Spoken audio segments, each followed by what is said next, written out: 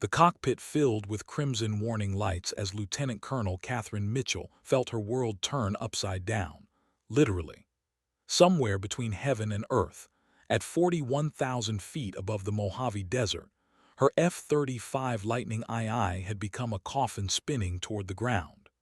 The experimental fighter jet screamed in protest, its systems dying one by one as she fought against physics and fate. Most pilots would have already pulled the ejection handle, but Kate Mitchell had never been most pilots. At this altitude with these odds, she was already calculating the impossible. Mayday, Mayday. Whiskey Alpha 19 experiencing critical system failure. Kate's voice remained steady despite the aircraft tumbling toward Earth at terrifying speed. Whiskey Alpha, your altitude is critical. Eject now. That's an order. The command center's voice crackled through her helmet.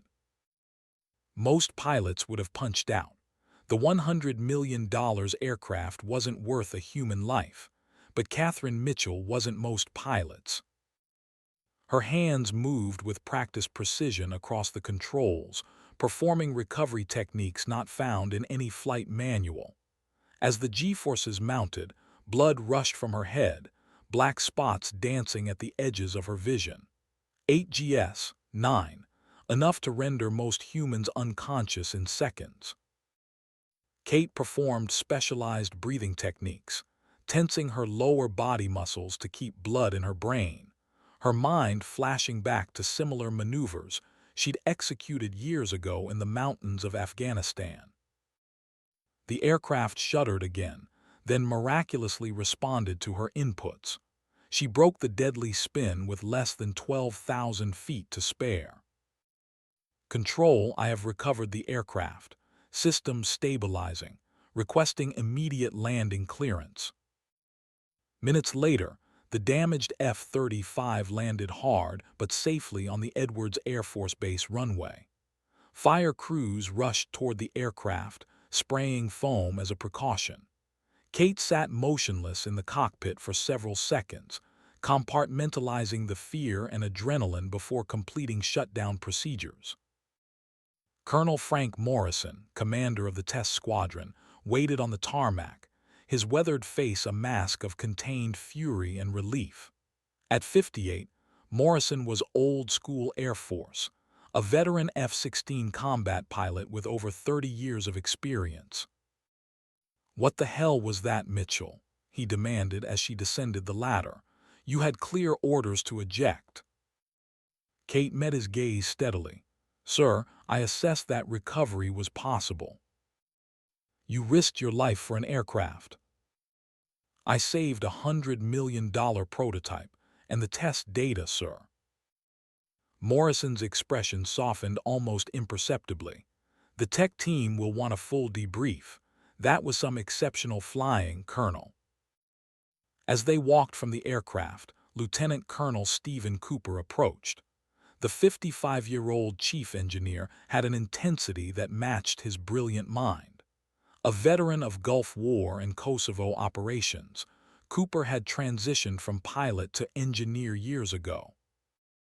"That was quite a show, Mitchell," he said, falling into step beside them. "I want you in the simulator ASAP to recreate exactly what happened up there." Kate nodded, but noticed Cooper looking at her strangely. Following his gaze, she realized that during her struggle with the aircraft, her flight suit sleeve had ridden up slightly, revealing the edge of a small tattoo near her wrist. She quickly adjusted her sleeve, but it was too late.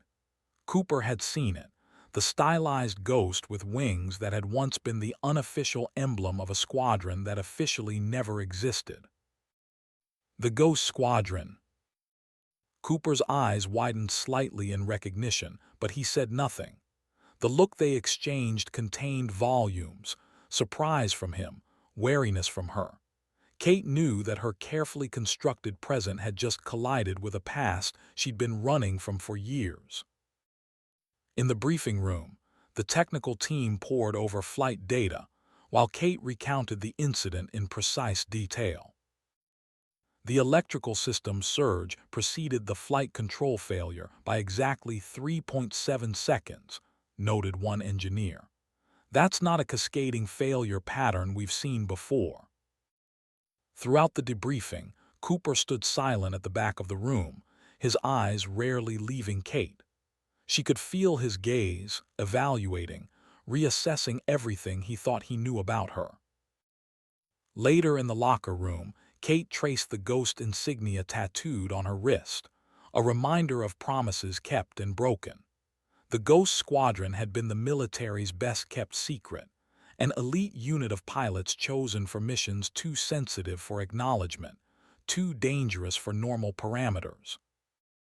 And officially, they had all died 5 years ago in the mountains of Afghanistan.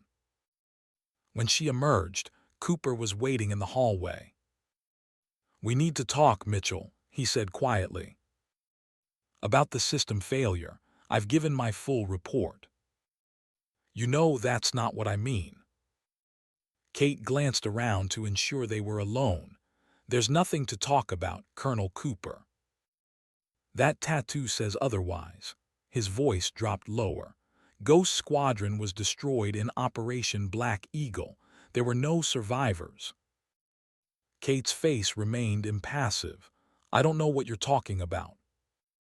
"I think you do." Cooper's eyes held no accusation, only intense curiosity and something else, a shadow of old pain. "Your file says you were flying conventional air support missions during that time, but that's not true, is it?" Their conversation was interrupted by Captain Daniel Garrison, one of the younger test pilots approaching with his characteristic enthusiasm. At 27, Daniel was all potential and eagerness, talented but inexperienced, the son of a war hero general. "Colonel Mitchell," he called, "that was the most incredible flying I've ever seen. How did you pull out of that flat spin? They're saying it was impossible." Kate forced a smile, grateful for the interruption. "Nothing's impossible, Captain, just improbable." "Colonel Morrison wants to see you in his office," Daniel added. "Something about the incident report."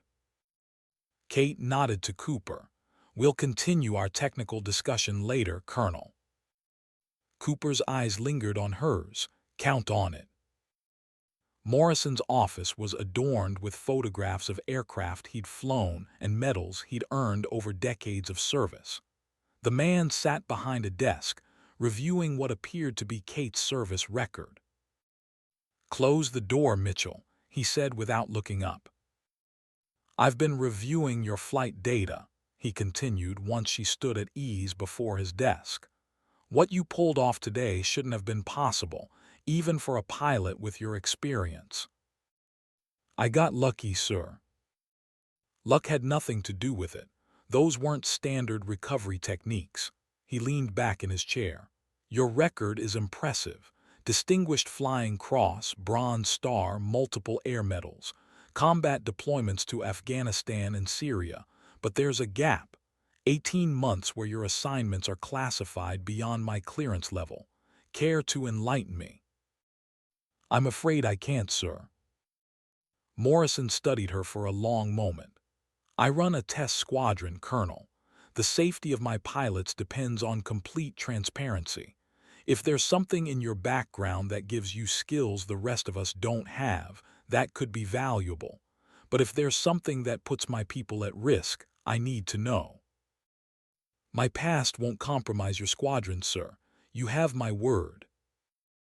Morrison seemed to accept this, nodding slowly. "We're being assigned a new project, highly classified, code-named Talon Strike." "What kind of project?"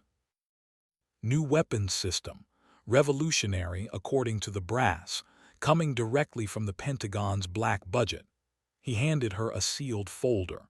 "You're going to be the primary test pilot.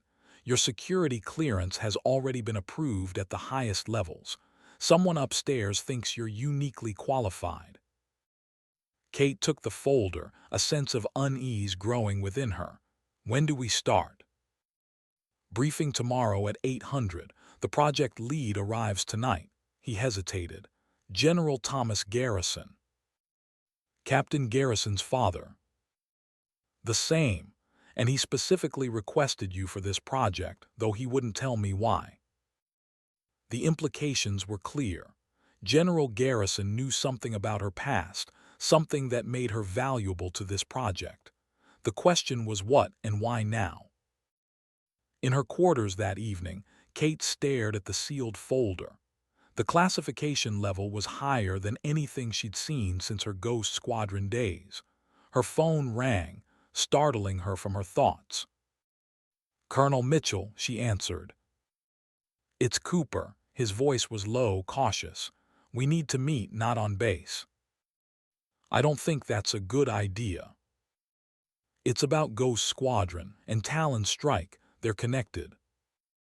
Kate's blood ran cold. "How could you possibly know that?" "Because I designed the avionics for the aircraft you flew in Operation Black Eagle." The revelation hit her like a physical blow. Cooper had been part of it, had designed the very systems that had failed that day in the mountains. "Desert View Diner, 20 minutes, he said. "Come alone." The line went dead. The Desert View Diner was nearly empty. Cooper sat in a corner booth, looking up as Kate slid into the seat across from him. "I wasn't sure you'd come," he said.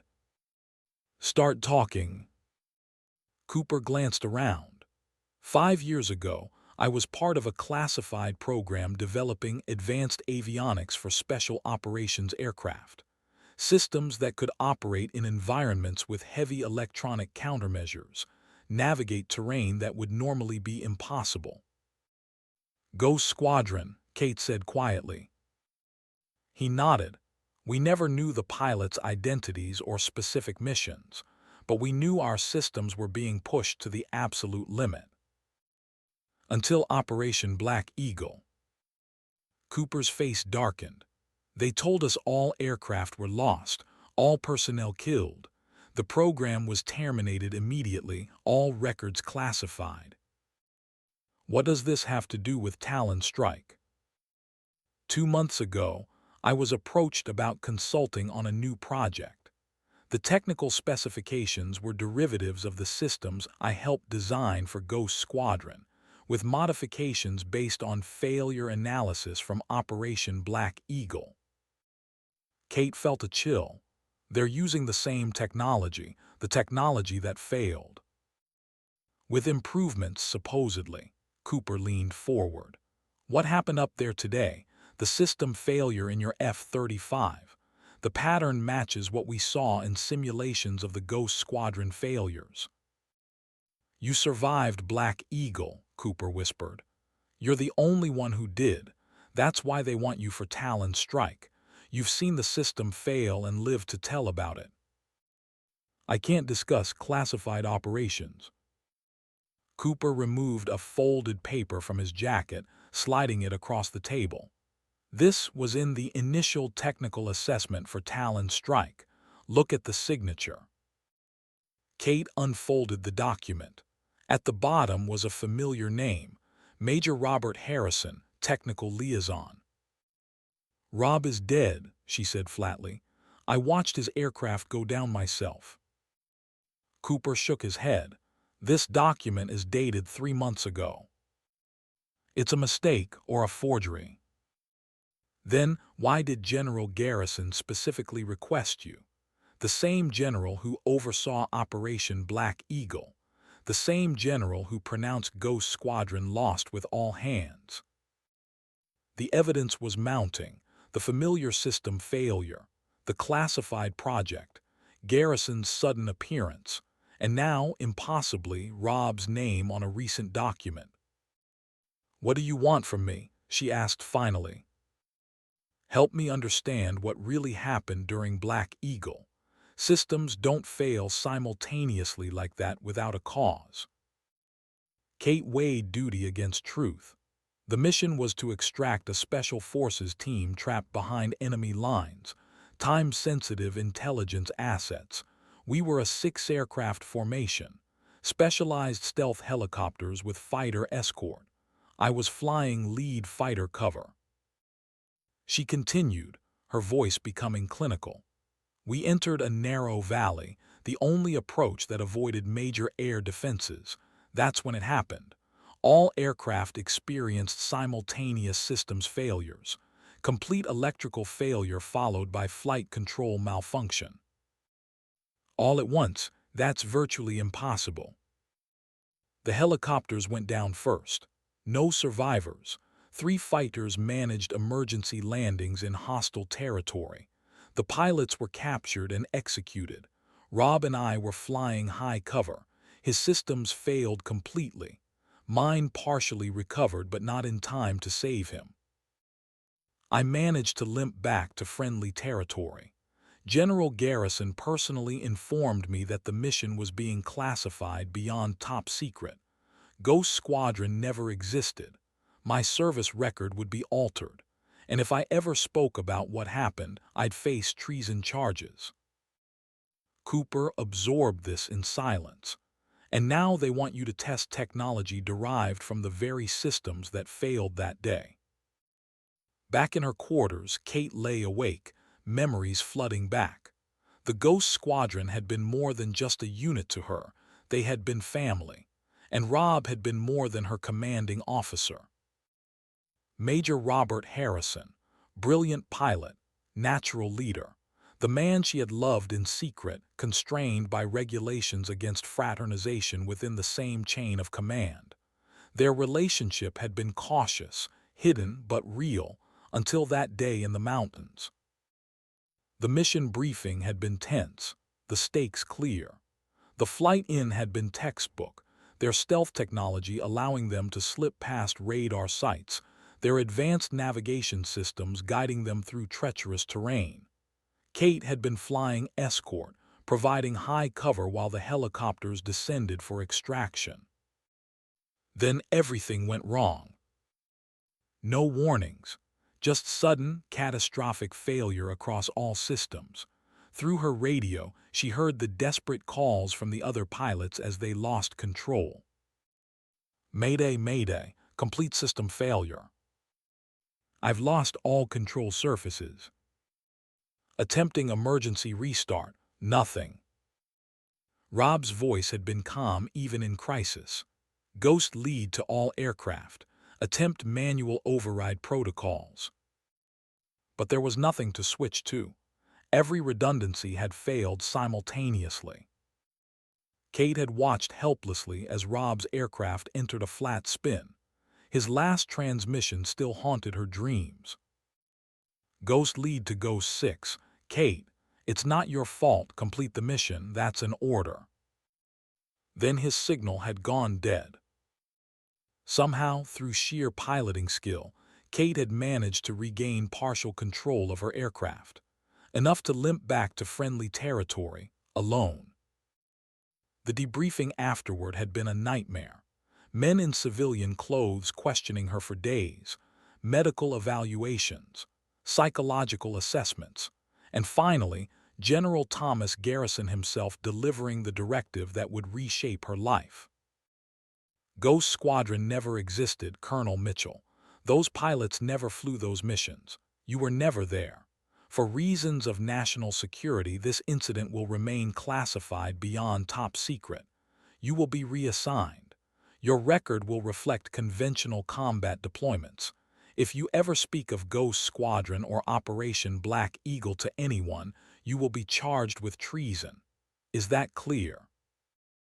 She had agreed, not out of fear but out of loyalty to the country she had sworn to serve, and the fallen comrades who could no longer speak for themselves. And now, 5 years later, the past had found her again. The briefing room was unusually secure, with armed guards checking identification and requiring biometric confirmation. Inside, Colonel Morrison was already present, along with Cooper and several engineers. Captain Daniel Garrison stood near the front, looking both proud and nervous, understandable, given that his father was about to arrive. The room fell silent as General Thomas Garrison entered. At 60, he was still imposing, tall, with silver hair and the bearing of someone accustomed to command. His chest bore rows of ribbons telling the story of a distinguished career spanning multiple conflicts.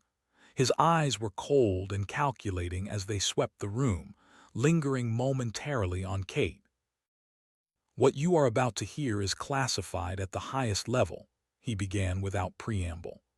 "Project Talon Strike represents the next generation of aerial combat technology, a weapons system that can operate in environments where traditional aircraft would be rendered useless by enemy countermeasures."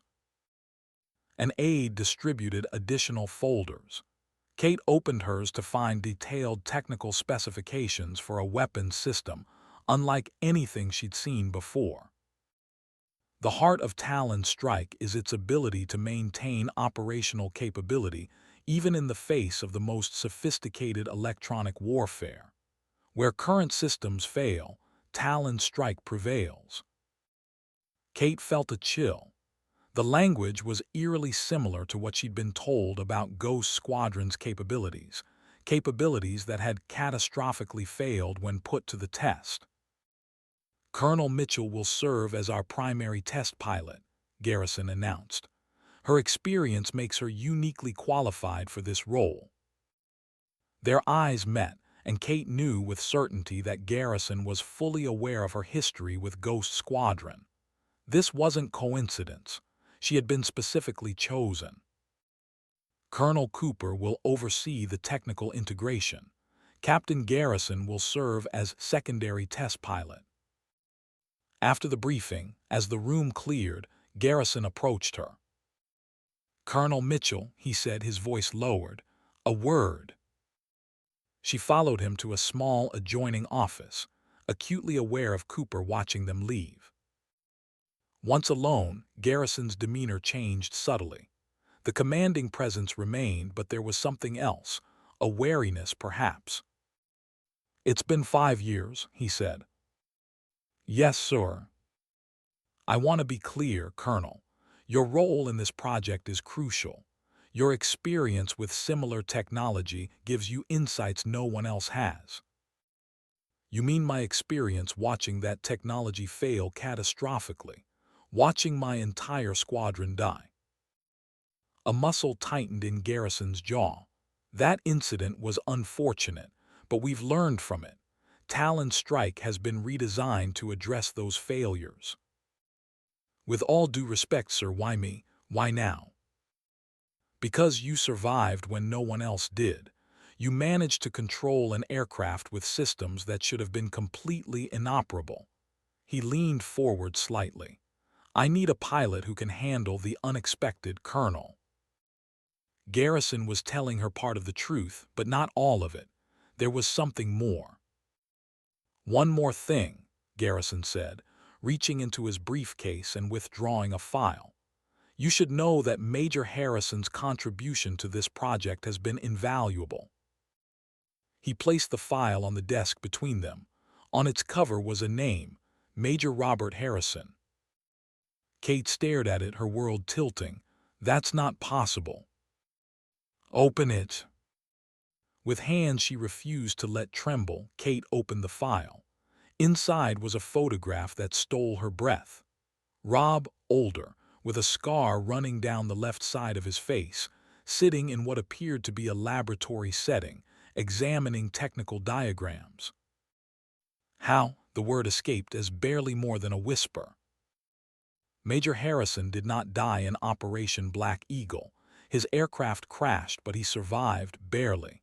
He was recovered by Special Forces 3 days later. His injuries were substantial: traumatic brain injury, multiple fractures, burns over 30% of his body. Garrison's voice was clinical. He spent 2 years in a military medical facility under an assumed identity. When he recovered, he was offered a position as a technical consultant, using his first-hand knowledge of the system failures to help develop Talon Strike. Rob was alive, had been alive all this time. While she mourned him, while she carried the weight of his death, he had been recovering, working, living, all in secret. "Why wasn't I told?" Her voice was dangerously quiet. Operational security. The fewer people who knew, the better. Even his family was informed of his death. Does he know I'm involved in this project? A slight hesitation. No. Major Harrison's cognitive functions were impaired by his injuries. His memory of events prior to the crash is fragmentary at best. He knows he was a pilot. He knows he was injured in a classified operation. But many of the details, including personnel he served with, remain lost to him. I want to see him, Kate said firmly. That won't be possible at this stage. Major Harrison is at a secure facility completing final technical assessments for Talon Strike. With all due respect, sir, that's not acceptable. If I'm to pilot this system, the same system that nearly killed him, I need to speak with him directly. Garrison's expression hardened. That's not going to happen, Colonel. Your history with Major Harrison is precisely why you will maintain your distance. Personal entanglements have no place in this project. So he knew about their relationship. Nothing escaped Garrison's attention. You will focus on your assigned duties, Colonel Mitchell. Test the system. Provide your expertise. Leave Major Harrison to his work.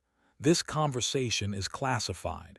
You will not discuss Major Harrison with anyone, including Colonel Cooper. Is that understood? Yes, sir.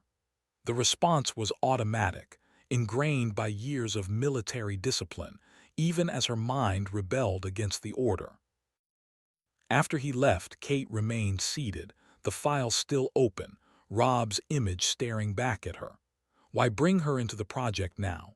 Why reveal Rob's survival after 5 years of deception? And most importantly, what was Talon Strike really designed to do? Her phone buzzed with a text message from Cooper. We need to talk, same place, 1900 hours. As she left the briefing room, she passed Captain Daniel Garrison in the hallway. The young pilot's face lit up with enthusiasm. My father speaks very highly of you, Daniel said. Said you're one of the best pilots he's ever seen.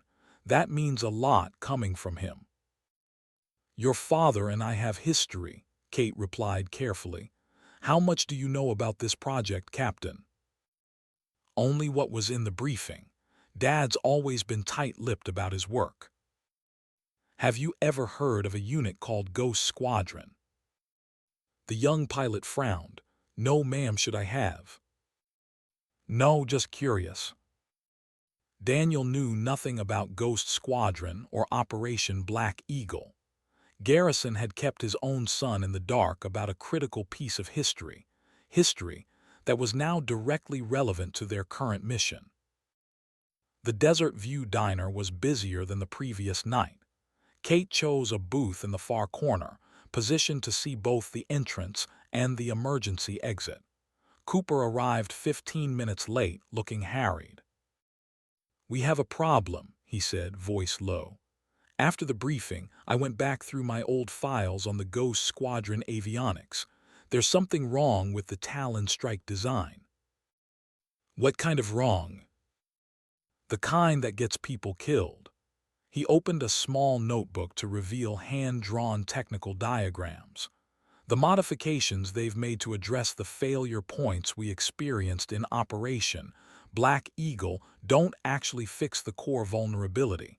They just mask it. Kate studied the diagrams, so it could still fail catastrophically. Not could, would, under the right conditions. Cooper closed his notebook. Someone knows this. The flaws are too obvious for the design team not to have caught them. This isn't oversight, it's deliberate. Why would anyone deliberately design a system with a fatal flaw? Unless they wanted to fail, under specific conditions, at a specific time. The implication was staggering. A weapons system designed to fail on command would be the ultimate sabotage tool, a way to ensure aircraft would drop from the sky at precisely the moment someone wanted them to. There's something else. I did some digging on Operation Black Eagle.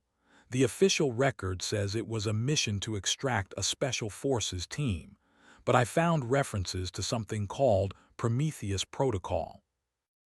Kate was about to respond when she noticed a man enter the diner, military bearing, civilian clothes, eyes scanning the room with professional assessment. "We're being watched," she said quietly. "We need to separate. Meet me at the old aircraft boneyard, north entrance, midnight." Cooper nodded, then raised his voice to a normal level. "Anyway, I think the technical adjustments you suggested for tomorrow's test flight make sense." "Thanks, Colonel. See you in the morning." Back in her quarters, Kate reviewed the Talon Strike documents again. Nothing mentioned Prometheus Protocol or indicated any intentional vulnerability in the system. But given Cooper's revelations and her own experience with Ghost Squadron's catastrophic failure, she now viewed the technical specifications with deep suspicion. Why would Garrison want a weapons system designed to fail, and why bring her into it? At the aircraft boneyard, Cooper waited behind an old F-4 Phantom fuselage, carrying a small backpack. "I managed to access some of the original Ghost Squadron technical data," he said, opening a laptop. "Officially, the squadron was lost due to simultaneous system failures, but the environmental conditions that day don't explain it. There was no unusual electromagnetic activity, no reported enemy electronic warfare capabilities in the area." "So what caused the failure?" "I found something in the diagnostic logs from your aircraft, the only one that partially recovered. There was an anomalous signal pattern just before the systems failed, a pattern that matches a theoretical electronic warfare protocol that was in development at the time." "You're saying our systems were attacked? By whom? The insurgents didn't have that capability." "No, they didn't." Cooper's voice dropped lower. "The only people with that capability were us, our own military." The implication was too monstrous to contemplate. "That's impossible. Why would our own side target Ghost Squadron?" "I don't know, but the evidence points to it. And now they're developing Talon Strike with the same vulnerability, a vulnerability that could be exploited by the same type of signal." "People like General Garrison," Kate stated. "There's something else. After our meeting at the diner, I was approached by an Air Force Office of Special Investigations agent. He advised me to focus on my assigned duties and avoid unnecessary historical research. It wasn't an explicit threat, but the message was clear. They're watching us both." "What's our next move?" Cooper asked. "We need to find Rob Harrison." Cooper looked startled. "Major Harrison, he was killed in Operation Black Eagle." "No, he survived. Garrison told me today. He's working as a technical consultant on Talon Strike." Cooper's expression shifted from shock to intense focus. If Harrison was there, if he experienced the same system failure but remembers details you don't. Garrison says his memory was affected by his injuries, and he's keeping him isolated at a secure facility. "There's a research facility about 30 miles north of here, highly secure. If I were hiding a supposedly dead pilot who was working on a classified project, that's where I'd put him." "How do we get in?" "We don't, not directly." Cooper thought for a moment.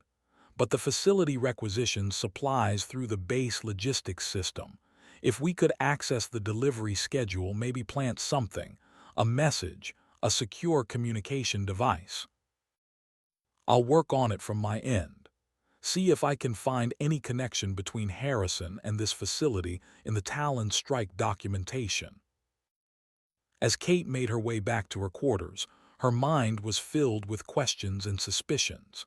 If Cooper was right, if Ghost Squadron had been deliberately targeted by their own side, then everything she thought she knew about that day in the mountains was wrong. The deaths of her comrades weren't accidents or failures of technology, but calculated actions. And if the same vulnerability was built into Talon Strike, it meant the plot wasn't over. The next morning, Kate stood on the tarmac watching ground crews make final preparations on the modified F-35 that would carry the Talon Strike system. Today's test would be the first operational evaluation of the technology that General Garrison had described as revolutionary. The technology that Cooper believed was deliberately flawed. Colonel Morrison approached, clipboard in hand. "Weather conditions are optimal. We're cleared for the full test protocol." Kate nodded, her eyes drifting to where Garrison stood observing from the command center balcony. "General Garrison seems particularly invested in this test," she remarked casually. "This project is his baby. Has been for years, apparently." "Years? I thought Talon Strike was a recent development." "The name is new, the concept isn't," Morrison shrugged. "Not my business to ask questions above my pay grade." As Kate completed her pre-flight checks, Captain Garrison approached. "Good luck up there, Colonel," he said with genuine admiration. "I'll be observing from the command center." "Captain, if anything unusual happens during today's test, pay close attention to the system diagnostics. Sometimes the most important data comes from unexpected anomalies." Daniel nodded, taking her words as professional advice rather than the warning they were. The F-35 powered up around her, its advanced systems coming online. The Talon Strike modifications were integrated throughout the aircraft's avionics, enhancing its stealth and electronic warfare capabilities. "Whiskey Alpha, this is Control," came Cooper's voice through her headset. "All systems nominal. You are cleared for takeoff." The F-35 accelerated down the runway, lifting into the clear desert sky. At 30,000 feet, she began the first phase of the test protocol, a series of maneuvers designed to evaluate the Talon Strike system's performance under stress. The system performed flawlessly through the initial tests, even during Phase 2, which involved testing its resistance to electronic countermeasures, precisely where Ghost Squadron systems had failed. By the time she completed the full test protocol, Kate was beginning to question Cooper's analysis. Either the flaws he'd identified had been corrected, or they were triggered by conditions not present in today's test. "Control, Whiskey Alpha, test protocol complete, returning to base." As Kate banked the F-35 toward Edwards, an indicator on her console blinked unexpectedly. A communication request on a secure channel, one not listed in the mission protocols. Curiosity overrode caution. She accepted the transmission. "Ghost 6, this is Ghost Lead." The voice sent a shock through her system, rougher than she remembered but unmistakable. "Rob." "Verify your identity," she responded, her voice steady despite the turmoil inside. "The last time we flew together was Operation Black Eagle. You were flying Ghost 6. I was Ghost Lead." A pause. "They told me you died in that valley, Kate." "They told me the same about you." "We need to meet. There's something you need to know about Talon Strike, about what really happened to Ghost Squadron." "Where, when?" "The old testing grounds, Hangar 23, midnight tonight, come alone, trust no one." The transmission ended abruptly. Rob was alive, remembered her, and had somehow managed to contact her in flight, contradicting everything Garrison had told her about his condition. As she landed, General Garrison was waiting as she climbed from the cockpit. "Excellent work, Colonel Mitchell. The system performed exactly as expected." There was something in his tone, a subtle emphasis on exactly, that raised Kate's suspicions anew. "Thank you, sir. The Talon Strike modifications integrated seamlessly with the F-35 systems. The full technical debrief will be at 1400 hours. Until then, I suggest you rest. Tomorrow's test will be more demanding. Tonight, at Hangar 23, she would find out what Rob knew about Talon Strike, and perhaps finally learn the truth about what really happened to Ghost Squadron 5 years ago in the mountains of Afghanistan. The truth that someone was willing to kill to keep secret. Hangar 23 stood isolated at the far edge of the old testing grounds, a relic from the Cold War era. Moonlight painted its weathered exterior in silver and black as Lieutenant Colonel Katherine Mitchell approached on foot, senses heightened to every sound in the desert night. She'd parked her car a mile away, walking the remaining distance to avoid detection. Garrison's warning to stay away from Rob rang in her ears, but the need for truth overwhelmed military protocol. 5 years she'd mourned him, carried the weight of his supposed death. 5 years of questions without answers. The massive hangar door was ajar by inches, just enough for a person to slip through. Kate drew her sidearm, keeping it at low ready as she entered the cavernous space. Emergency lights cast weak pools of illumination across the concrete floor, revealing the skeletal remains of forgotten aircraft prototypes. "Rob," her voice echoed among the shadows. A figure emerged from behind a partially disassembled fuselage. Major Robert Harrison moved with the careful gait of a man who had learned to compensate for permanent injuries. The scar running down the left side of his face gleamed faintly in the dim light, a jagged reminder of the crash that should have killed him. His eyes, once bright with confidence and humor, now held a haunted wariness. "Catherine," his voice was rougher than she remembered, damaged from smoke inhalation or surgery. "I wasn't sure you'd come." Kate holstered her weapon, fighting the urge to rush forward to touch him, to verify he was real and not another dream that would dissolve with morning light. "They told me you were dead. I saw your aircraft go down." "They told me the same about you."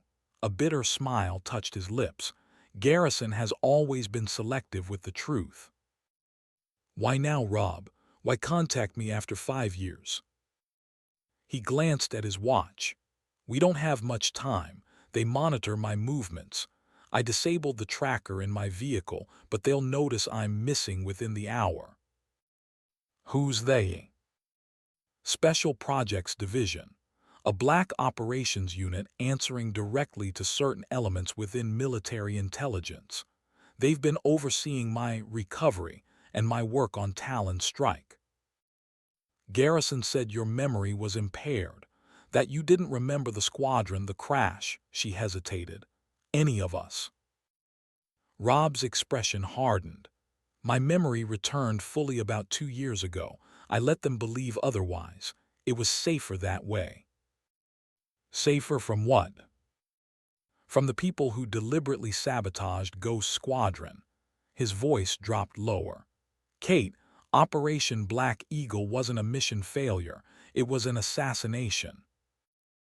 The words hung in the air between them, monstrous in their implication. "That's not possible," she said, but the denial lacked conviction. Cooper's theory about the signal pattern flashed through her mind. "The systems didn't fail by accident." Rob moved to a workbench where a laptop computer sat open. "I've spent 5 years piecing this together. The Ghost Squadron aircraft were designed with a specific vulnerability, a back door in the avionics that could be triggered remotely." He tapped a key, bringing up technical schematics. "Our systems were hit with a directed EMP variant, targeted specifically to exploit that vulnerability. It had to be someone with intimate knowledge of the system design." Kate's mind raced. Cooper was part of the design team. "Cooper was a pawn just like we were." Rob pulled up another file, personnel records. The oversight committee for Ghost Squadron included 3 generals, 2 of whom are now dead in accidents. The third is Thomas Garrison. Garrison requested me specifically for Talon Strike, Kate said, the connections forming with sickening clarity. He knows I survived Black Eagle. And he wants you involved with Talon Strike because the system has the same vulnerability. Rob's eyes met hers, intense with urgency. They're building another kill switch, Kate, one that can disable any aircraft equipped with the Talon Strike system. But why? What could possibly justify? A distant sound interrupted her, the unmistakable whump of helicopter rotors approaching. Rob tensed. They found me sooner than I expected. He thrust a small flash drive into her hand. Everything I've discovered is here. Flight data, communications logs, personnel files. There's a second copy hidden in Cooper's office in the air vent above his desk. The helicopter sounds grew louder. We need to move. Kate glanced toward the rear exit. No, Rob's hand closed around her wrist. You have to go alone. If they find us together, they'll know I've compromised their operation. I'm not leaving you here. You have to, his grip tightened. 5 years ago, I ordered you to complete the mission. That hasn't changed. His expression softened briefly, fingers brushing her cheek. I'll be fine. Get that data to Cooper, trust no one else. The rational part of Kate knew he was right, but the thought of losing him again tore at her. On impulse, she leaned forward, pressing her lips to his, a desperate confirmation that he was alive, real, present. For a moment he responded with equal intensity, then gently pushed her away. Go, now. Outside, the helicopter was circling, searchlights stabbing through the darkness. Kate slipped through a maintenance exit at the rear of the hangar, ducking low as she sprinted toward the cover of nearby outbuildings. Behind her, bright light flooded the hangar as the helicopter landed, disgorging armed personnel in unmarked tactical gear. Kate paused in the shadow of an old control tower, watching as they entered the building Rob was in. Minutes later, they emerged with him between them, not as a prisoner, but as someone being assisted, a seemingly disoriented patient being guided to safety. It was a convincing performance. Kate could only hope it would protect him until she could act on the information he'd provided. The drive back to base was tense, her mind churning with implications. If Rob and Cooper were right, Ghost Squadron hadn't been destroyed by system failure or enemy action. They'd been deliberately targeted by their own command. Friends, comrades she'd flown with, had been sacrificed for reasons still unclear. And now the same people were developing Talon Strike, with the same fatal vulnerability. Dawn was breaking as Kate reached her quarters. The first test flight of the Talon Strike system was scheduled for 900, less than 4 hours away. She needed to find Cooper before then, but showing up at his door at 5 a.m. would attract unwanted attention. She hid the flash drive in a cavity behind a loose ventilation grill, then attempted a few hours of fitful sleep, her dreams filled with falling aircraft and Rob's scarred face. The knock at her door came at 700. Kate was already dressed and ready, anticipating a summons to pre-flight briefing. Instead, she found Captain Daniel Garrison standing outside, his normally cheerful expression replaced by tight-lipped tension. Colonel Mitchell. His formality was unusual. General Garrison requests your immediate presence in Conference Room A. Is this about today's test flight? I wasn't informed of the details, ma'am. Something in his manner set off alarms in Kate's mind. Is Colonel Cooper attending this meeting? A flicker of discomfort crossed Daniel's face. Colonel Cooper has been temporarily reassigned. I'm to escort you directly to the conference room. The corridor seemed unusually empty as they walked. No technicians rushing to prepare for the day's tests. No administrative personnel at their posts. The sense of wrongness intensified as they approached the conference room, and Kate spotted two security officers outside. Not standard Air Force security, but the same type of unmarked tactical personnel she'd seen at the hangar the night before. Inside, General Garrison sat alone at the head of the table, a folder open before him. His silver hair was perfectly combed, uniform immaculate, but the lines around his mouth were deeply etched with tension. "Thank you, Captain, you're dismissed." Daniel hesitated, glancing between his father and Kate. "Sir, I was hoping to observe the meeting, as I'll be flying second seat." "Dismissed, Captain." Garrison's tone left no room for argument. Daniel's jaw tightened, but military discipline prevailed. He nodded stiffly and left, closing the door behind him. "Sit down, Colonel Mitchell." Garrison gestured to a chair across from him. Kate remained standing. "Where's Colonel Cooper?" "As I said, he's been temporarily reassigned." "Where?" Garrison sighed. "Sit down, please." Something in his tone made Kate comply, though she remained perched on the edge of her seat, ready to move. "Last night," Garrison said, his voice coldly formal, "there was a security breach at a classified research facility 30 miles north of here. Major Robert Harrison left the facility without authorization and was later found at Hangar 23 on the old testing grounds, disoriented and confused." Kate kept her expression neutral. "I fail to see what this has to do with me or today's test flight."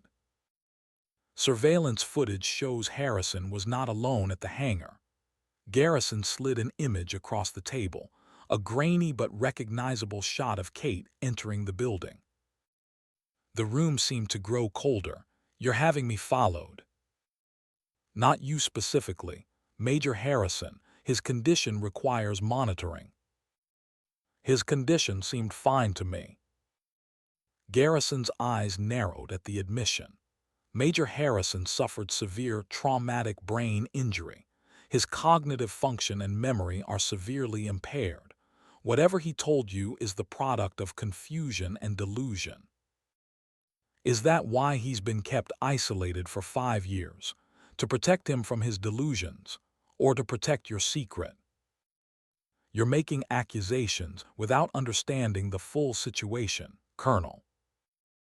Then enlighten me. Kate leaned forward.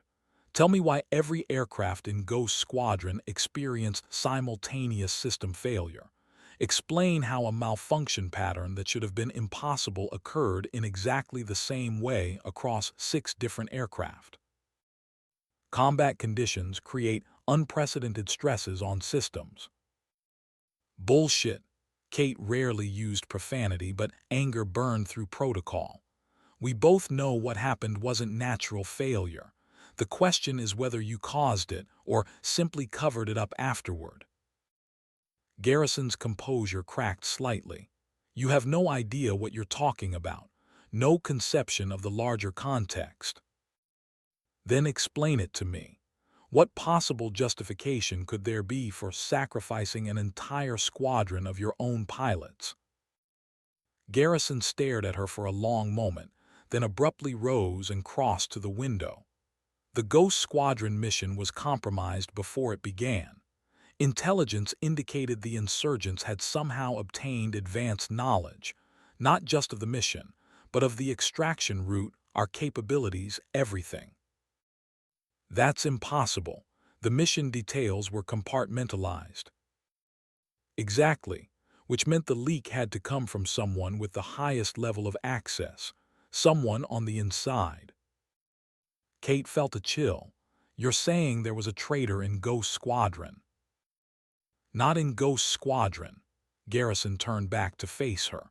"Above it, someone with command authority who had authorized the mission, then deliberately leaked the details. One of the generals on the oversight committee." A flicker of surprise crossed Garrison's face. Harrison told you more than I thought. He told me you're the only surviving member of that committee. The others died in accidents. Garrison's laugh held no humor. Is that what he thinks? That I engineered those deaths? Catherine, I've spent 5 years trying to identify who compromised that mission. The other committee members were my friends. And yet you lied about Rob surviving. You let everyone believe Ghost Squadron was completely destroyed. Because I couldn't be certain who was involved. Don't you understand? Someone with enough clearance to access Ghost Squadron's mission details, enough technical knowledge to identify a vulnerability in the system, and enough ruthlessness to sacrifice pilots for some larger agenda. That person is still out there. Kate struggled to process the implications. And Talon Strike, does it have the same vulnerability? No, Garrison shook his head firmly. That's what I've been working to prevent. The original vulnerability was disguised as a redundancy feature, impossible to detect unless you knew exactly what to look for. Talon Strike has been completely redesigned to eliminate any such backdoors. Then why bring me into the project? Why tell me about Rob now? Garrison sank back into his chair, suddenly looking every one of his 60 years. Because I need your help to flush out whoever was behind Black Eagle, and because Harrison's condition has been deteriorating. His doctors believe familiar faces might help stabilize his memory. He seemed perfectly lucid to me. Momentarily, perhaps. He has periods of clarity followed by severe confusion. The fact that he went a Hangar 23, a location with no significance to him, indicates he's experiencing more disorientation. Kate wasn't convinced. Rob had seemed entirely in command of his faculties, his explanation of events far more coherent than Garrison's convoluted narrative. And Cooper, why has he been temporarily reassigned? Because he's been accessing classified files about Operation Black Eagle without authorization. Until I can determine his motives, he's been placed on administrative leave. Kate maintained her poker face, but inwardly she felt a surge of concern. Cooper had the second copy of Rob's evidence, if security had searched his office. Today's test flight has been postponed, Garrison continued. In light of these security concerns, we're implementing additional safeguards before proceeding. Sir, with respect, delaying the test creates its own security risk. If there is someone monitoring Talon Strike's development, any deviation from schedule will alert them that something's wrong. Garrison considered this. What are you suggesting? Proceed as planned. I fly the test mission. Everything appears normal. And in the meantime? In the meantime, I want to see Rob again, officially, with medical staff present. If his condition is as you describe, I should witness it directly. Garrison studied her for a long moment. You don't believe me. I believe there's more to this situation than either of us fully understands. And I believe that finding the truth is more important than maintaining comfortable fictions. A ghost of a smile touched Garrison's lips. You always were the most stubborn pilot in the squadron. Very well. The test proceeds as scheduled, and I'll arrange for you to visit Major Harrison after the flight. As Kate left the conference room, her mind raced with conflicting narratives. Garrison's explanation contained elements of plausibility, but also convenient gaps. If he suspected a high-level traitor, why keep that information so tightly compartmentalized? Why maintain the fiction that Ghost Squadron had been completely destroyed? And most importantly, who was telling the truth, Garrison or Rob? She needed to find Cooper. Captain Garrison was waiting in the corridor outside, his expression troubled. Everything all right, Colonel? Fine, Captain. Test flight is proceeding as scheduled. Daniel fell into step beside her. I heard Cooper's been reassigned. The rumor mill says he was accessing classified files about some old operation. Kate kept her face neutral. I've found the rumor mill rarely gets anything right. True enough, Daniel hesitated. Colonel, can I speak frankly? Of course. Something about this project doesn't add up. My father has been obsessed with it for years, but he won't explain why. And I can't shake the feeling that he's keeping secrets from me, from everyone. Kate studied the young captain. His earnest face showed genuine concern, but also uncertainty. Captain, in our line of work, secrets are sometimes necessary. The question is whether they're being kept to protect mission integrity or to hide uncomfortable truths. And which do you think applies here? I'm reserving judgment until I have more information. Daniel nodded slowly. Fair enough, but if you discover anything that might explain, he trailed off, seemingly unable to articulate his suspicion that his father might be involved in something questionable. I'll let you know if I learn anything relevant, Captain. It wasn't exactly a promise, but it was the most she could offer. As they parted ways, Kate checked her watch.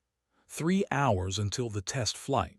Not enough time to locate Cooper if he'd been removed from base, but perhaps enough to check his office for the backup copy of Rob's evidence. The engineering section was bustling with pre-flight activity, technicians making final adjustments to the Talon Strike system. Cooper's office door was sealed with a security notice, restricted access.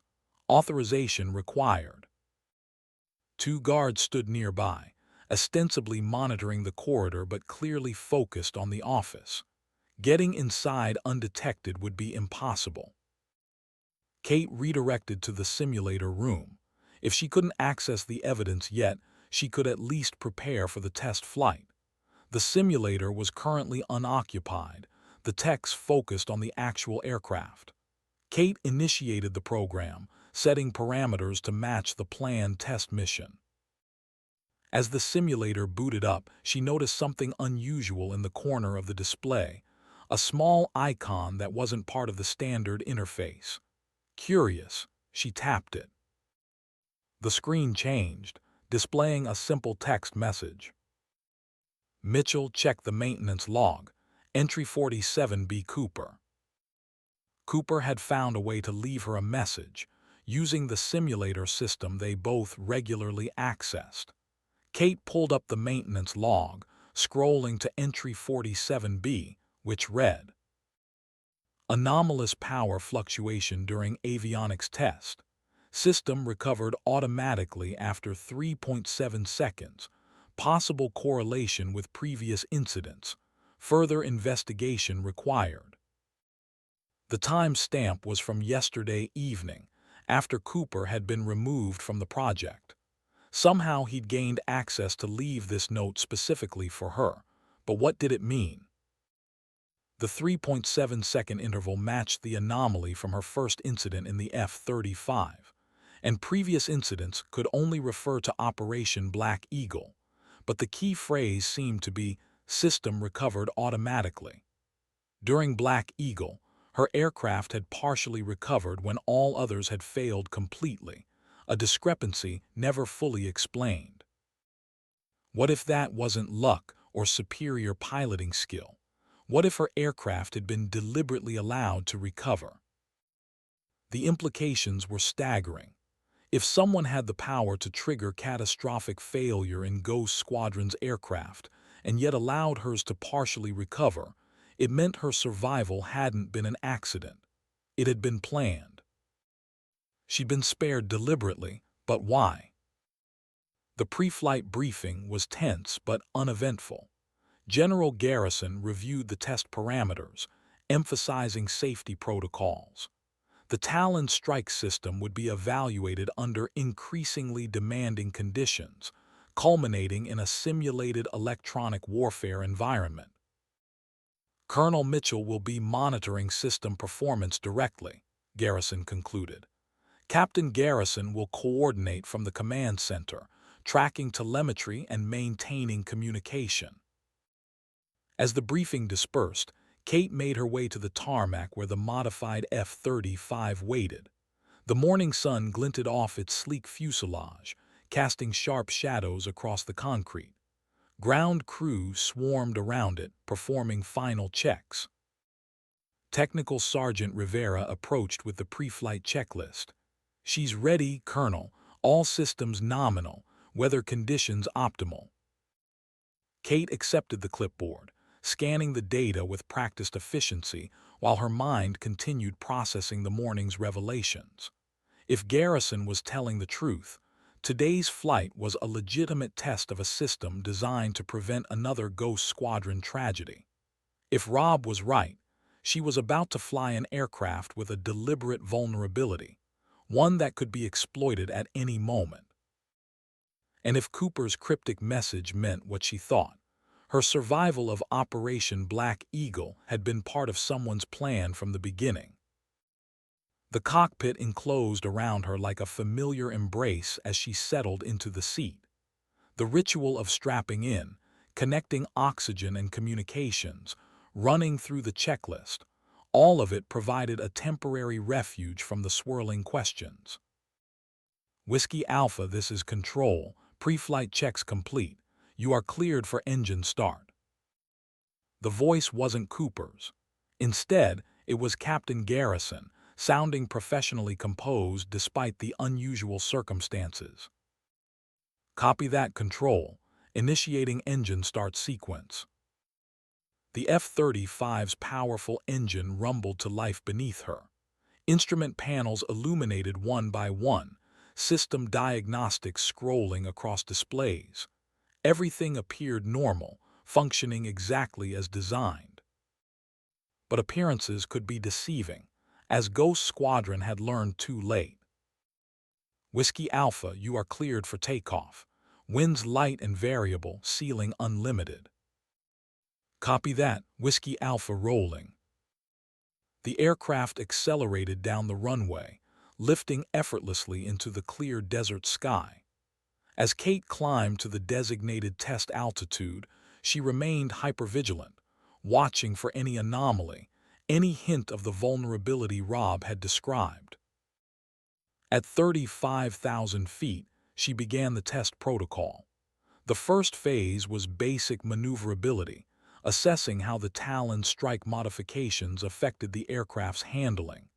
The F-35 responded perfectly, perhaps even better than before the modifications.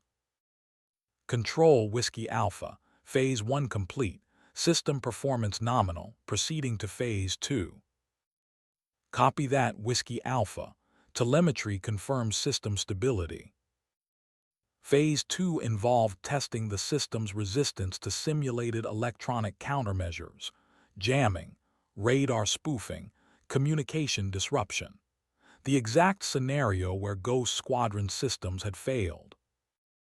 Kate activated the ECM simulation, bracing internally for potential catastrophe. The Talon Strike system processed the electronic challenges smoothly, maintaining full functionality. Again, everything performed exactly as designed. "Control, Whiskey Alpha, Phase 2 complete. System performance remains nominal." "Copy that, Whiskey Alpha. All telemetry readings normal." Perhaps Garrison had been telling the truth. Perhaps Talon Strike really had been redesigned to eliminate the vulnerability that had doomed Ghost Squadron. Phase 3 was the most demanding, a high-G combat simulation while under maximum electronic attack. Kate pushed the F-35 into a series of aggressive maneuvers, pulling forces that pressed her hard against her seat. Still, the Talon Strike system performed flawlessly. "Control, Whiskey Alpha, test protocol complete, returning to base." "Copy that, Whiskey Alpha, excellent work." As Kate banked the F-35 toward Edwards, a familiar indicator on her console blinked unexpectedly. The same secure channel Rob had used during the previous flight. Glancing at her other instruments to ensure stable flight, she accepted the transmission. Ghost 6 do not land at Edwards. The voice was Rob's, urgent and strained. They know we met. They know what I gave you. Kate's pulse quickened. How are you accessing this channel? No time. Garrison has ordered your arrest upon landing. Divert to coordinates 34.53 north, 117.89 west. Abandoned auxiliary strip. I'll meet you there. Rob, if this is another episode. It's not. Check your 6 o'clock. You've got a shadow. Kate glanced at her radar display, then craned her neck to look behind. Sure enough, another aircraft was maintaining position well behind her, an F-22 Raptor, flying just at the edge of detection range. Control didn't mention a chase plane, she said, suspicion mounting. It's not a chase plane. It's an escort to ensure you return to base. Kate, they found Cooper. He's been arrested. They're calling it espionage. The words landed like physical blows. If they'd arrested Cooper for espionage, it meant Garrison had abandoned the pretense of temporary reassignment. The stakes had just risen dramatically. What about the evidence, the second copy? They found it. Kate, you're the only one who can expose this now. The flash drive I gave you is hidden in my quarters. I can't access it without returning to base. A moment of silence, then we need a new plan. Kate considered her options rapidly. If Rob was telling the truth, landing at Edwards meant certain arrest. If he was suffering delusions, as Garrison claimed, diverting from her flight plan would be career suicide at best, treason at worst. The F-22 behind her maintained its distance, not threatening, but definitely watching. Decision time. Control, Whiskey Alpha. I'm experiencing unusual vibration in the port engine. Requesting vector to emergency landing strip. Whiskey Alpha, this is Control. Telemetry shows all systems nominal. Return to base as planned. Negative. Control. Instrumentation may be compromised. Vibration is increasing. Whiskey Alpha, this is General Garrison. The voice shifted to the commanding officer himself. Your aircraft is showing no signs of malfunction. You are ordered to return to base immediately. Kate made her choice.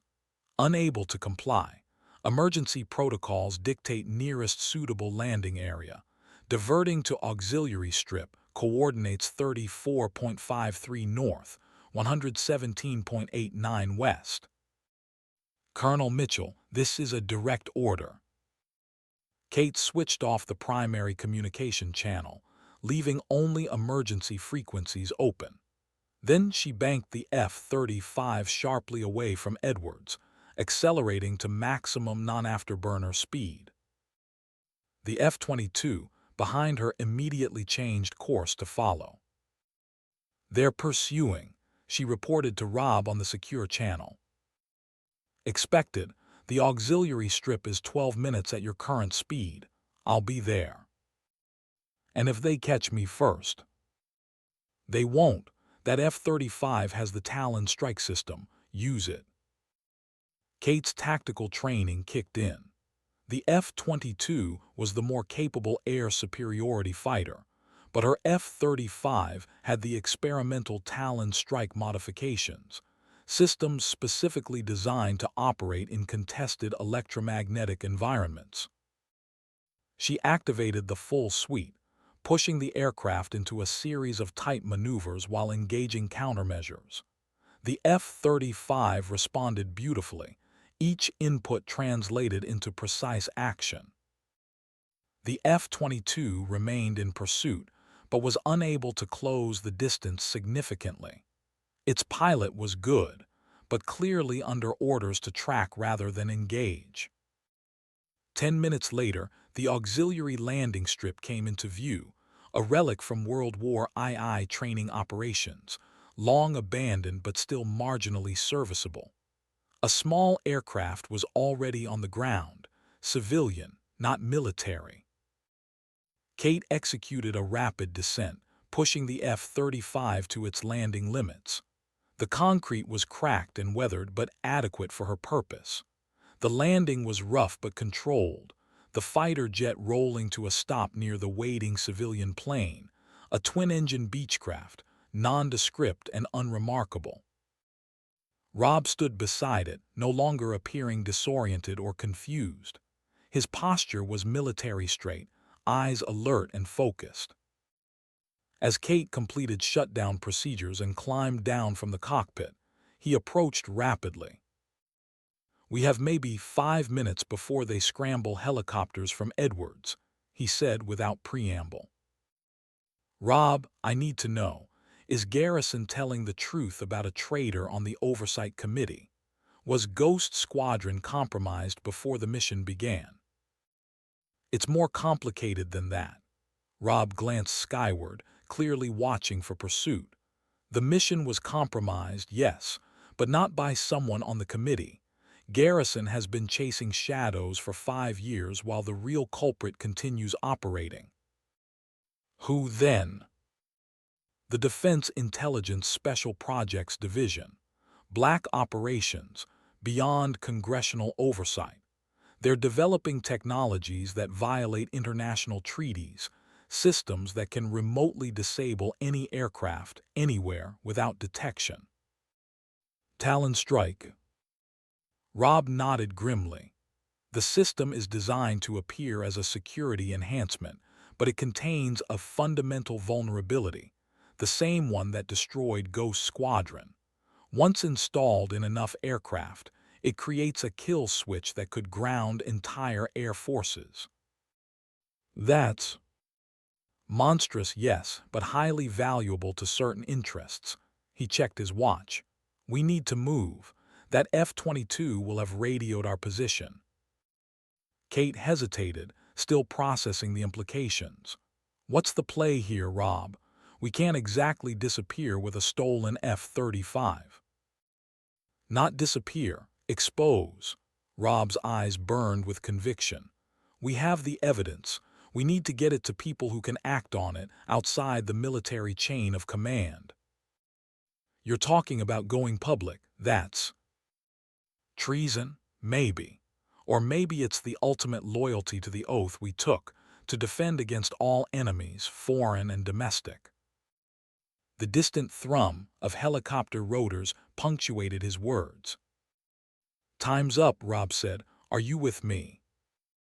5 years ago, Kate had watched Rob's aircraft spiral toward the ground, carrying with it her heart and future. 5 years of reconstructing her life, carrying survivor's guilt, following orders. 5 years of unanswered questions. Now those questions had answers, but they were far worse than she'd imagined. If Rob was right, people at the highest levels of military command had deliberately sacrificed Ghost Squadron and were prepared to create a vulnerability that could jeopardize countless more lives. But if he was wrong, if his traumatic brain injury had created an elaborate conspiracy theory, she was about to throw away her career and possibly her freedom based on delusion. The helicopter sounds grew louder. "I need proof, Rob. Not theories or suspicions. Hard evidence that what you're saying is true." The flash drive. "Is at Edwards out of reach?" Kate's mind raced.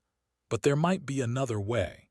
The anomaly in my aircraft during Operation Black Eagle, Cooper found something in the logs. A 3.7-second interval between initial failure and partial recovery.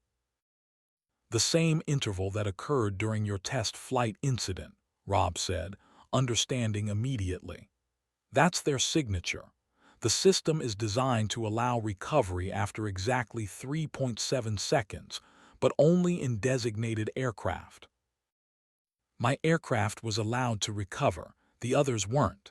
The horrible implications settled over her. They chose who would live and who would die. And they chose you, Kate. The question is why."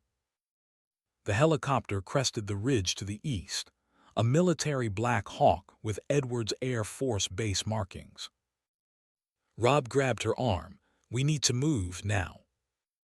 Kate made her decision. "Not in the Beechcraft. It's too slow, too vulnerable." She nodded toward the F-35. "That has enough fuel for another 3 hours of flight. They'll track it immediately." "Not if we engage the full Talon Strike suite. If it works as designed, it should mask our signature from conventional tracking." She was already moving back toward the fighter jet. "But we need a destination. Somewhere we can secure the aircraft and get word to the right people." Rob thought for a moment.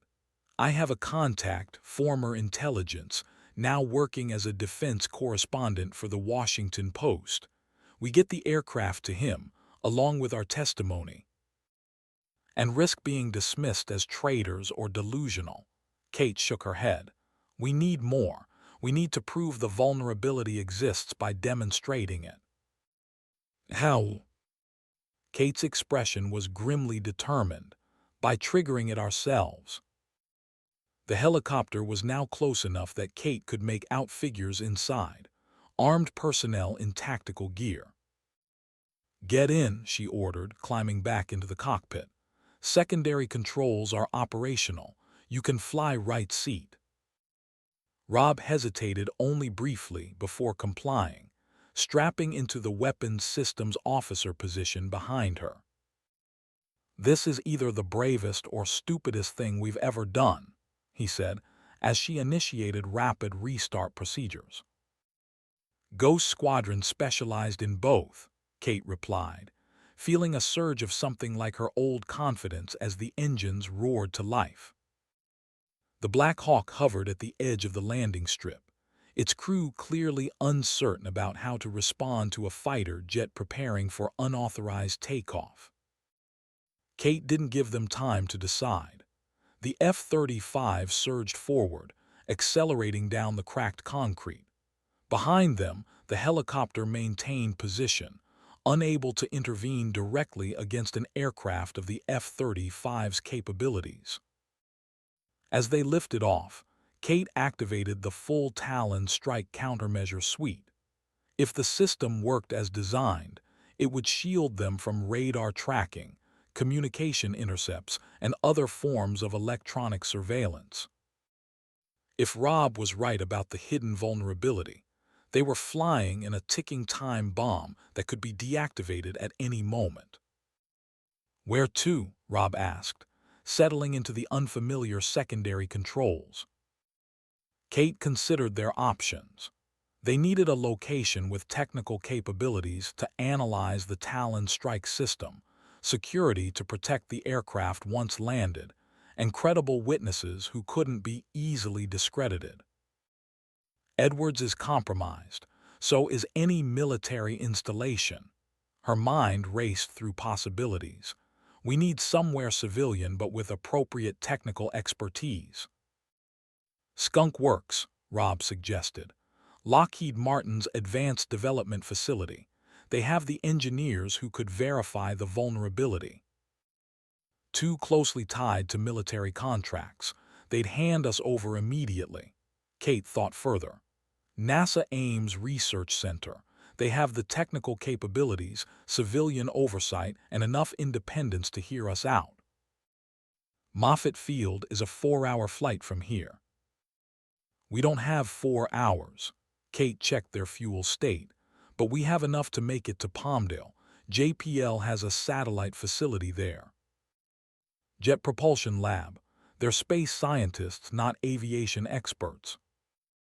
"They're also under civilian control, with the technical capability to analyze the Talon Strike system." Kate banked the aircraft northwest, "and they have a runway that can accommodate us."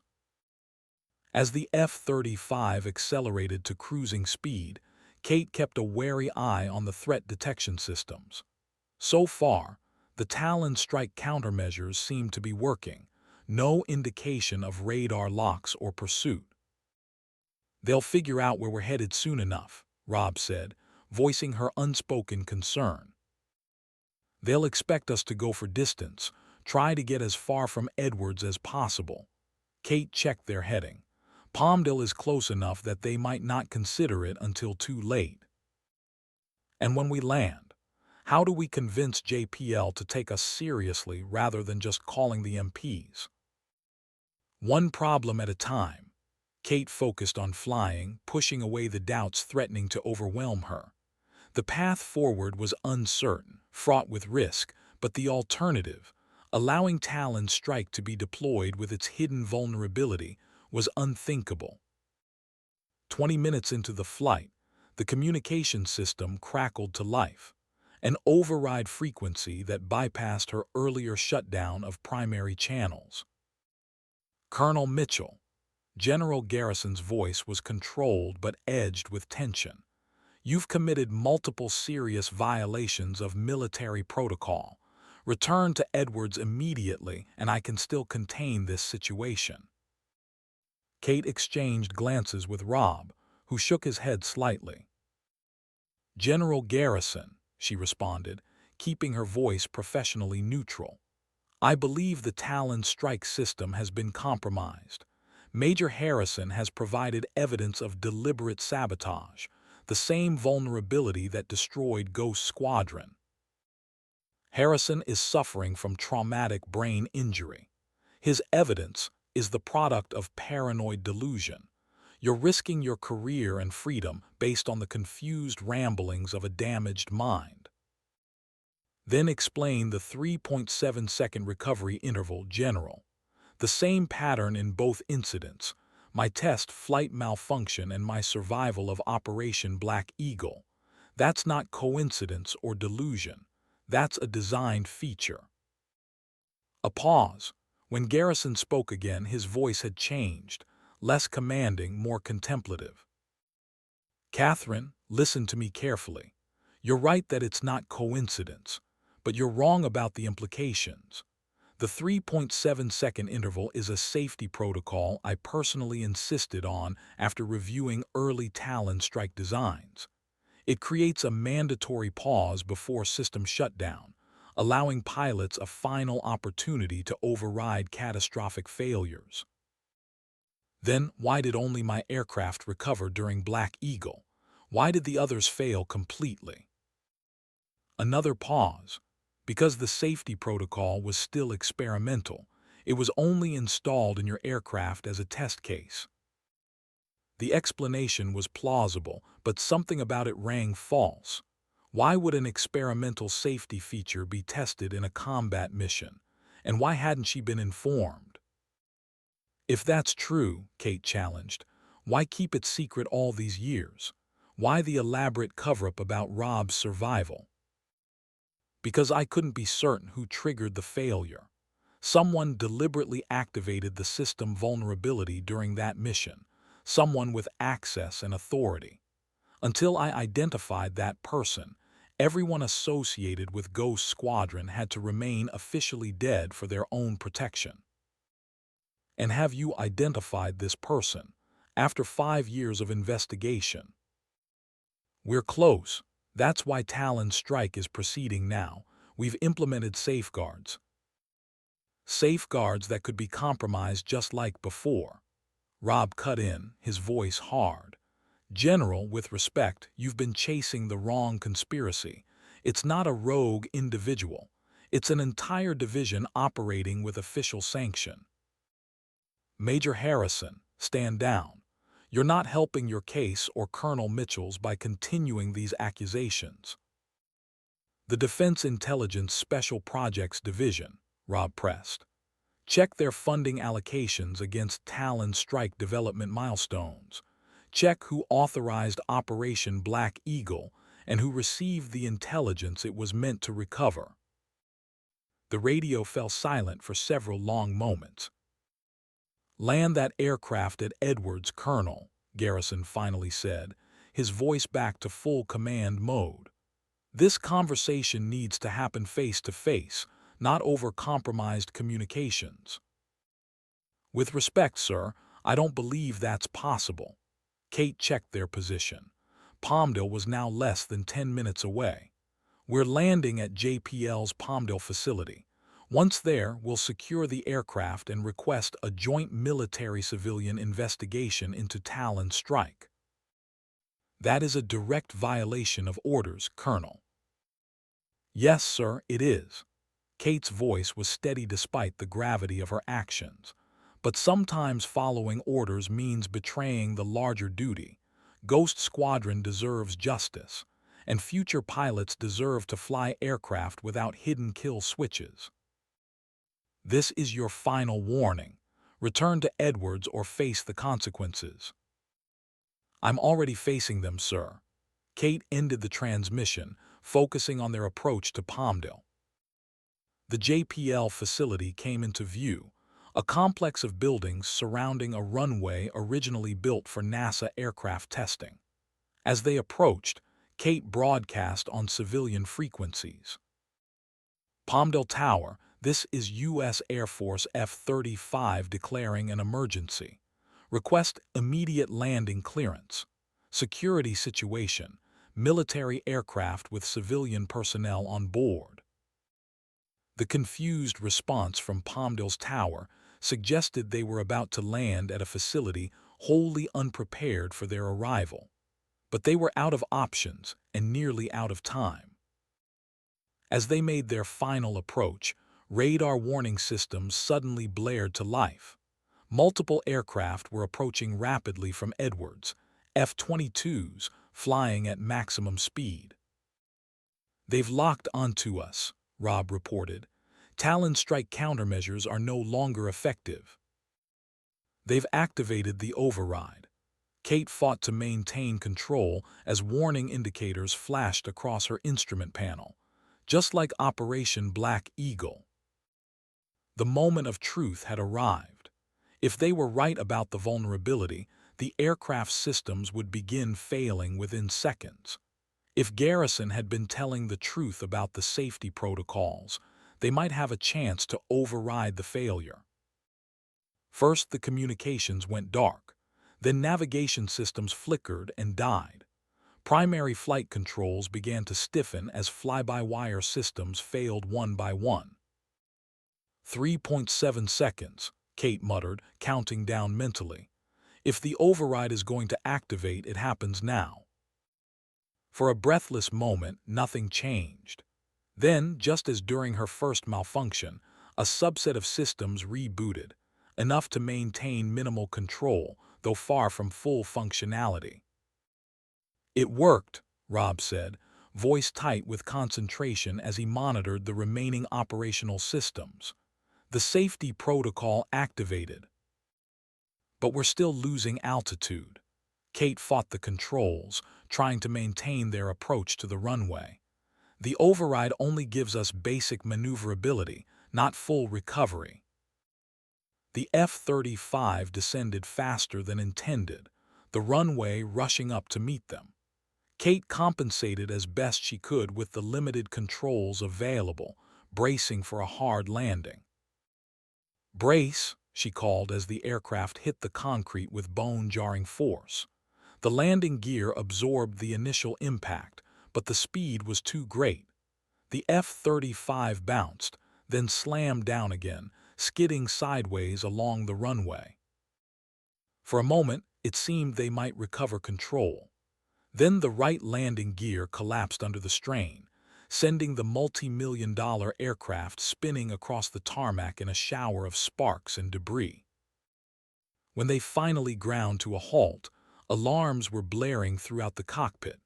Fire suppression systems activated automatically, spraying the engine compartment with foam. "Rob," Kate twisted in her seat, checking on her passenger. "Still here," his voice was strained but steady. "That was not our best landing." Despite everything, Kate felt a smile tug at her lips. Same old Rob, facing death with dry humor. "Can you move? We need to get clear in case of fire." Together they executed emergency egress procedures, escaping the damaged aircraft and putting safe distance between themselves and the potential hazard. As they stood on the Palmdale runway, Watching JPL security vehicles racing toward them, Kate felt an overwhelming sense of déjà vu. 5 years ago, she had walked away from a crashed aircraft, the sole survivor of Ghost Squadron. Now history had repeated itself, but this time she wasn't alone. "What now?" Rob asked, scanning the sky where the F-22s from Edwards would soon arrive. Kate took a deep breath, resolve hardening.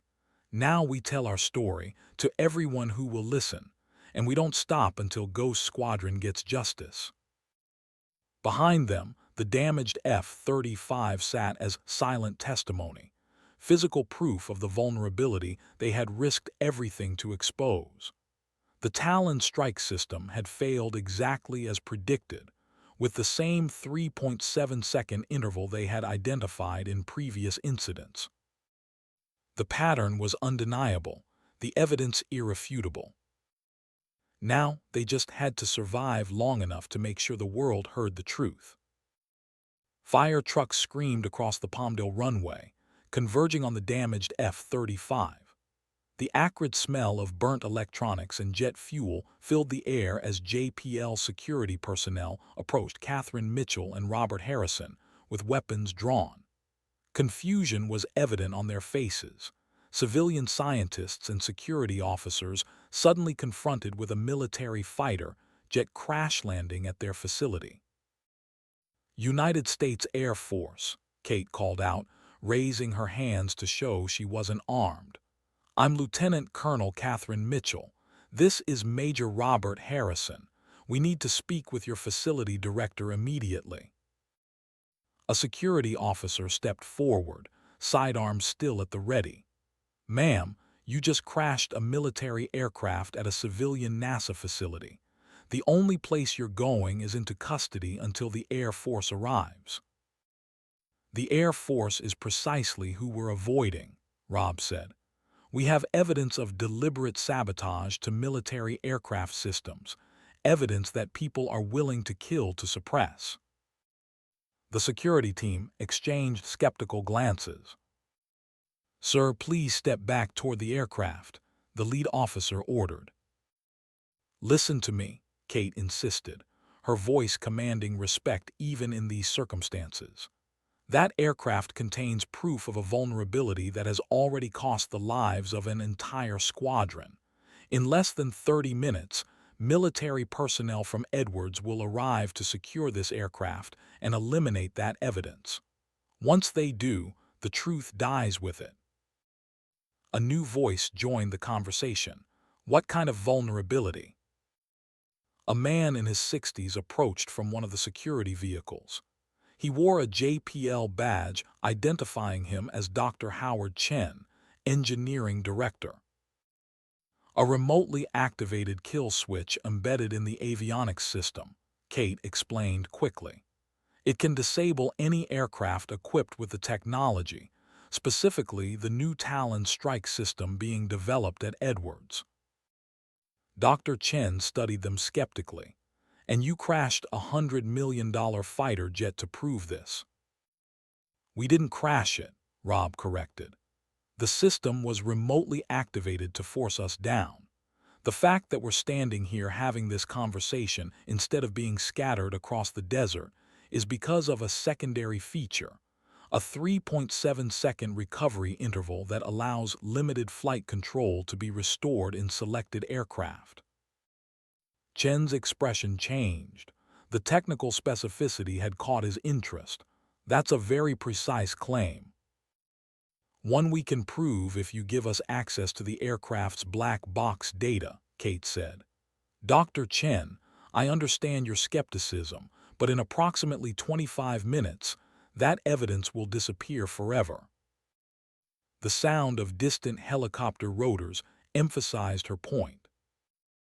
Chen hesitated only briefly. "Secure the aircraft," he ordered the security team. "No military personnel approach without my direct authorization." He turned back to Kate and Rob. "You have 20 minutes to convince me this isn't the most elaborate court-martial avoidance scheme I've ever seen." They hurried toward the main facility building, a low-slung structure of concrete and glass.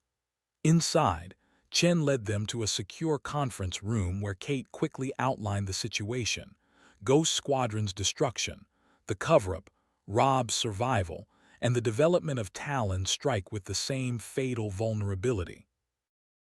The system is designed to appear as an enhancement to aircraft survivability in electronic warfare environments, Rob explained. But it contains a deliberate backdoor, a vulnerability that allows remote deactivation of all critical systems. That's an extraordinary claim, Chen said. What's your evidence? Kate pulled a small device from her flight suit, a data recorder she'd removed from the F-35 before evacuating. This contains the flight data from our incident today. It will show all systems failing simultaneously, followed by partial recovery of exactly 3.7 seconds later. The same pattern occurred 5 years ago when Ghost Squadron was destroyed, but only my aircraft was allowed to partially recover. Chen connected the device to a secure terminal. As the data populated the screen, his expression grew increasingly grave. The technical patterns were unmistakable: a synchronized cascade failure across all primary systems, followed by a precisely timed partial restoration of flight controls. "This is not a random failure pattern," Chen murmured, studying the data. "This is a designed protocol." "Exactly," Rob said. "A kill switch with a built-in exception for selected aircraft." "But why?" Chen looked up. "Who would build such a thing?" "The Defense Intelligence Special Projects Division," Kate replied. "Black operations, beyond congressional oversight. They're developing technologies that violate international treaties, the ability to remotely disable any aircraft, anywhere." Chen's skepticism was giving way to concern. "If what you're saying is true—" The conference room door burst open. A security officer appeared, breathless. "Sir, military aircraft are landing. They're demanding immediate access to the crash site and custody of the pilots." "How many?" Chen asked. "2 helicopters so far, F-22s circling overhead." Kate met Rob's eyes. Time had run out. "Dr. Chen," she said urgently, "we need to secure that data and contact civilian oversight authorities immediately. Once the military takes custody of that aircraft and us, this evidence disappears." Chen made his decision. "Copy all flight data to our secure server. Contact NASA headquarters and the DoD Inspector General's office." He turned to Kate and Rob. "I'm not saying I fully believe you yet, but this data deserves proper investigation." The security officer looked uncertain. "Sir, they're demanding immediate compliance. General Garrison himself is on site." The name landed like a thunderbolt. Garrison had come personally to contain the situation. "Tell them the crash site is secured and under investigation by NASA personnel as per federal aviation regulations," Chen instructed. "No access until our preliminary safety assessment is complete." As the officer departed, Chen turned to them. "That won't hold them for long." "We need to get this information to the press," Rob said. "The Washington Post, the New York Times, someone with enough credibility that it can't be easily dismissed." "And risk being charged with treason," Chen shook his head. "There are proper channels." "Proper channels that have been compromised for 5 years," Kate interrupted. "Dr. Chen, every moment we wait is another moment for them to manufacture a narrative that discredits everything we've shown you." The door opened again. This time, a young technician entered with a tablet. "Sir, we've completed preliminary analysis of the flight data. You need to see this." Chen took the tablet, his expression darkening as he scrolled through the information. "There's a coded signal embedded in the failure cascade. It's not random electromagnetic interference. It's a specific transmission pattern designed to trigger the shutdown. Exactly what we've been saying, Rob pressed. And that signal came from somewhere. The technician nodded. We traced the origin. It came from a military frequency associated with Edwards Air Force Base. The revelation hung in the air, concrete evidence that someone at Edwards had deliberately triggered the F-35 system's failure. Chen looked up, decision made. Secure a clean communication line. Contact NASA headquarters and request immediate intervention from the Inspector General's office. Before anyone could move, the facility's security alarm blared to life. "They're not waiting," Kate said grimly. The security feed on the conference room monitor showed armed military personnel entering the building. Not standard Air Force security forces, but the same unmarked tactical team Kate had seen at Hangar 23. "Is there another way out of here?" Rob asked. Chen pointed to a side door. "Through the laboratory complex, but where will you go? They've got the building surrounded." "We just need to buy enough time for that data to reach the right people," Kate said. "Dr. Chen, can you ensure this evidence gets to proper authorities even if we're taken into custody?" Chen nodded. "I'll make sure of it personally." "Thank you," Kate turned to Rob. "Ready?" He managed a tight smile, just like old times. They slipped through the side door as the security alarm continued to wail. The laboratory complex was a maze of research spaces and equipment, an advantage for anyone trying to evade pursuit. They moved quickly but cautiously, using the building's layout to stay ahead of the search teams now flooding the facility. "We need a new plan," Kate said as they paused in a darkened research bay. "Even if Chen gets the data out, they'll discredit it, claim it was manipulated or fabricated." "We need Garrison," Rob replied. "He's the key to all of this. He's also the one leading the team trying to capture us." "Exactly, which means he's here, not at Edwards." Rob's eyes held that familiar intensity that had once made him such an effective squadron leader. "If we can isolate him, confront him with the evidence directly." "You think he'll just confess to being part of a conspiracy to sabotage his own pilots?" "No, I think he's been played just as much as we have." Rob checked the corridor before continuing. "Think about it. He spent 5 years investigating who compromised Ghost Squadron, convinced there was a traitor on the oversight committee. While the real culprits operated freely," Kate finished, following his logic. "But would he believe us over his own people?"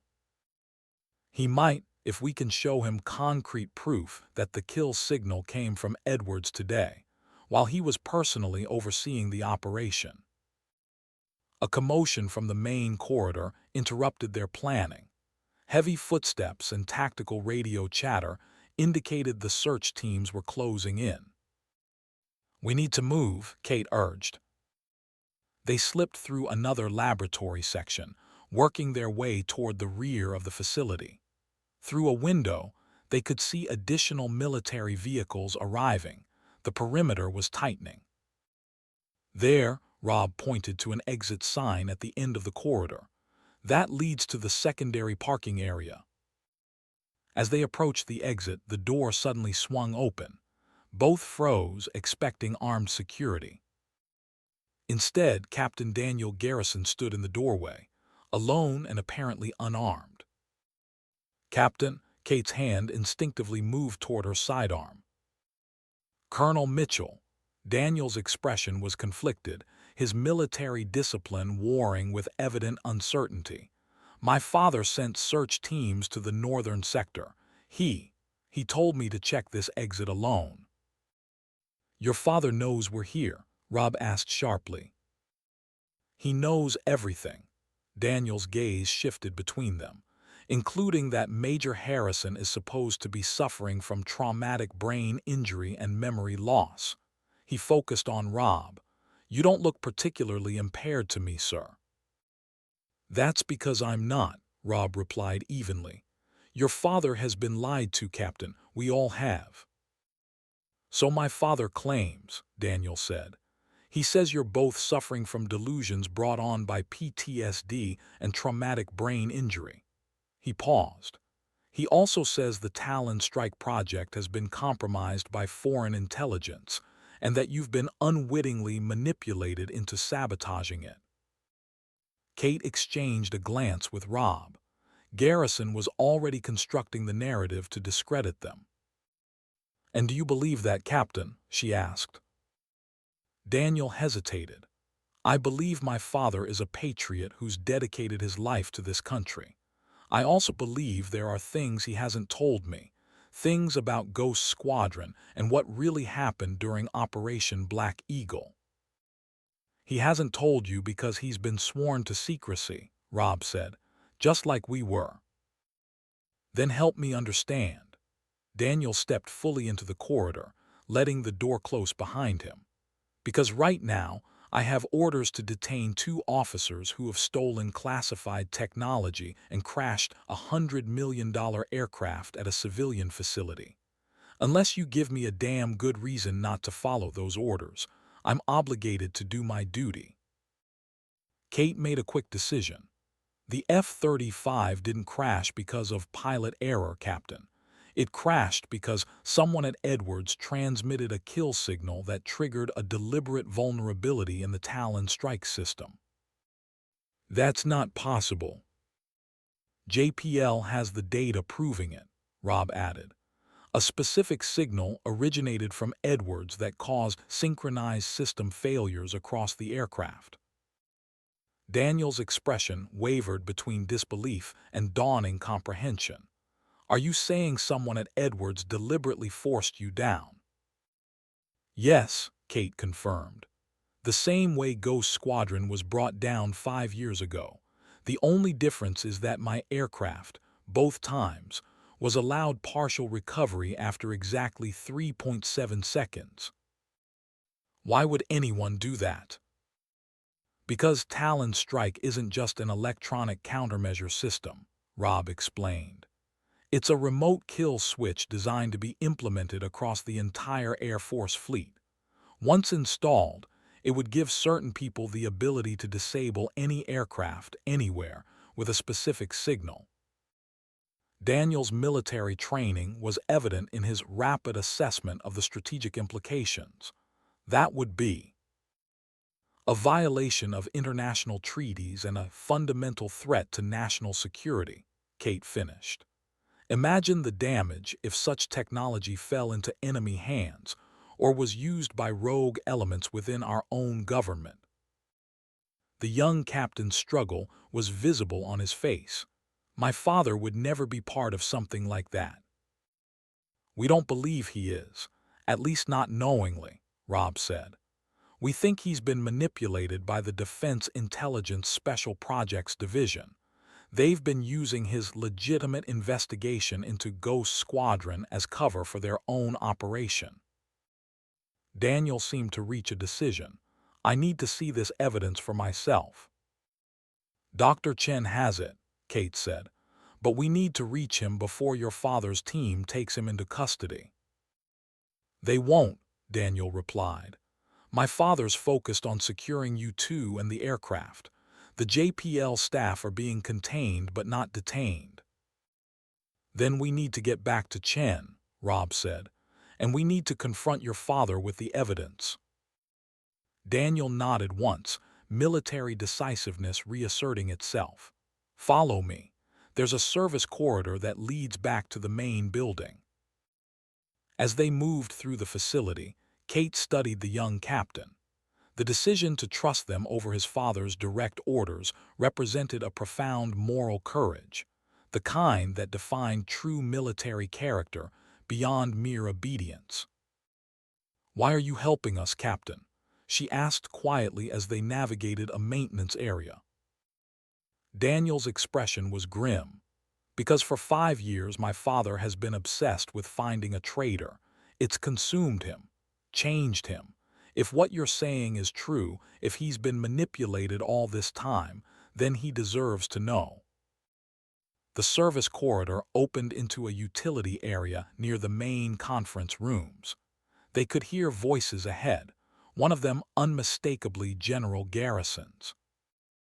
Dr. Chen, I understand your concern for proper procedure, but these officers have stolen classified military technology. This is a matter of national security. And I'm telling you, General, that I have a responsibility to secure this crash site under federal aviation regulations. Chen's voice replied firmly. Until NASA headquarters provides clearance, this facility and the aircraft remain under civilian jurisdiction. Your cooperation would be appreciated, Doctor, but it's not strictly necessary, Garrison responded, his tone hardening. I have authorization to secure this site by whatever means required. Daniel gestured for them to wait, then stepped into the conference room alone. Father. Garrison turned, surprise evident on his face. Daniel, have you secured the exits? Yes, sir. Daniel's military bearing was flawless, and I've located Colonel Mitchell and Major Harrison. Garrison's expression sharpened. Where? They're here and they want to talk to you, alone. That's not going to happen, a new voice interjected. A man in a dark suit stepped forward from the group of military personnel. General Garrison is not authorized to engage with compromised officers without proper security protocols. Kate recognized the type immediately. Intelligence officer, likely from the Special Projects Division Rob had mentioned. And you are? Daniel asked, his tone carefully neutral. Deputy Director Marcus Webb, Defense Intelligence Agency, the man replied. These officers have violated numerous regulations and potentially compromised classified technology. They will be taken into custody immediately. From their position in the corridor, Kate and Rob exchanged glances. The appearance of senior DIA personnel confirmed their suspicions. General, Daniel continued, addressing his father directly, they claim to have evidence that someone at Edwards deliberately transmitted a signal to crash their aircraft. JPL has confirmed the signal's existence and its point of origin. Garrison's expression flickered with surprise. That's not possible. With respect, General, it is, Dr. Chen interjected. Our analysis of the flight data is conclusive. A specific signal pattern triggered cascading system failures, followed by partial recovery exactly 3.7 seconds later. 3.7 seconds, Garrison repeated, his voice suddenly distant. He turned to Webb. The same interval as Black Eagle. Webb's expression remained impassive. General, this discussion involves classified information. I suggest we continue it after the fugitive officers have been secured. Garrison seemed not to hear him, his focus internal as connections formed. The safety protocol was only implemented in Colonel Mitchell's aircraft during Black Eagle. No one outside the Oversight Committee knew about that feature. General, I must insist, Webb began. Who authorized today's operation, Director Webb? Garrison interrupted, his voice gaining a dangerous edge.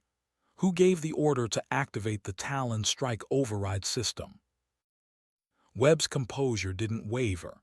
You did, General, after Colonel Mitchell diverted from her authorized flight path with stolen military technology. I authorized pursuit and interception, Garrison corrected. I never authorized remote deactivation of her aircraft systems. It was the opening they needed. Kate and Rob stepped into the conference room. Because that capability isn't supposed to exist, is it, General? Kate said. The room froze. Security personnel reached for weapons but held position, awaiting orders.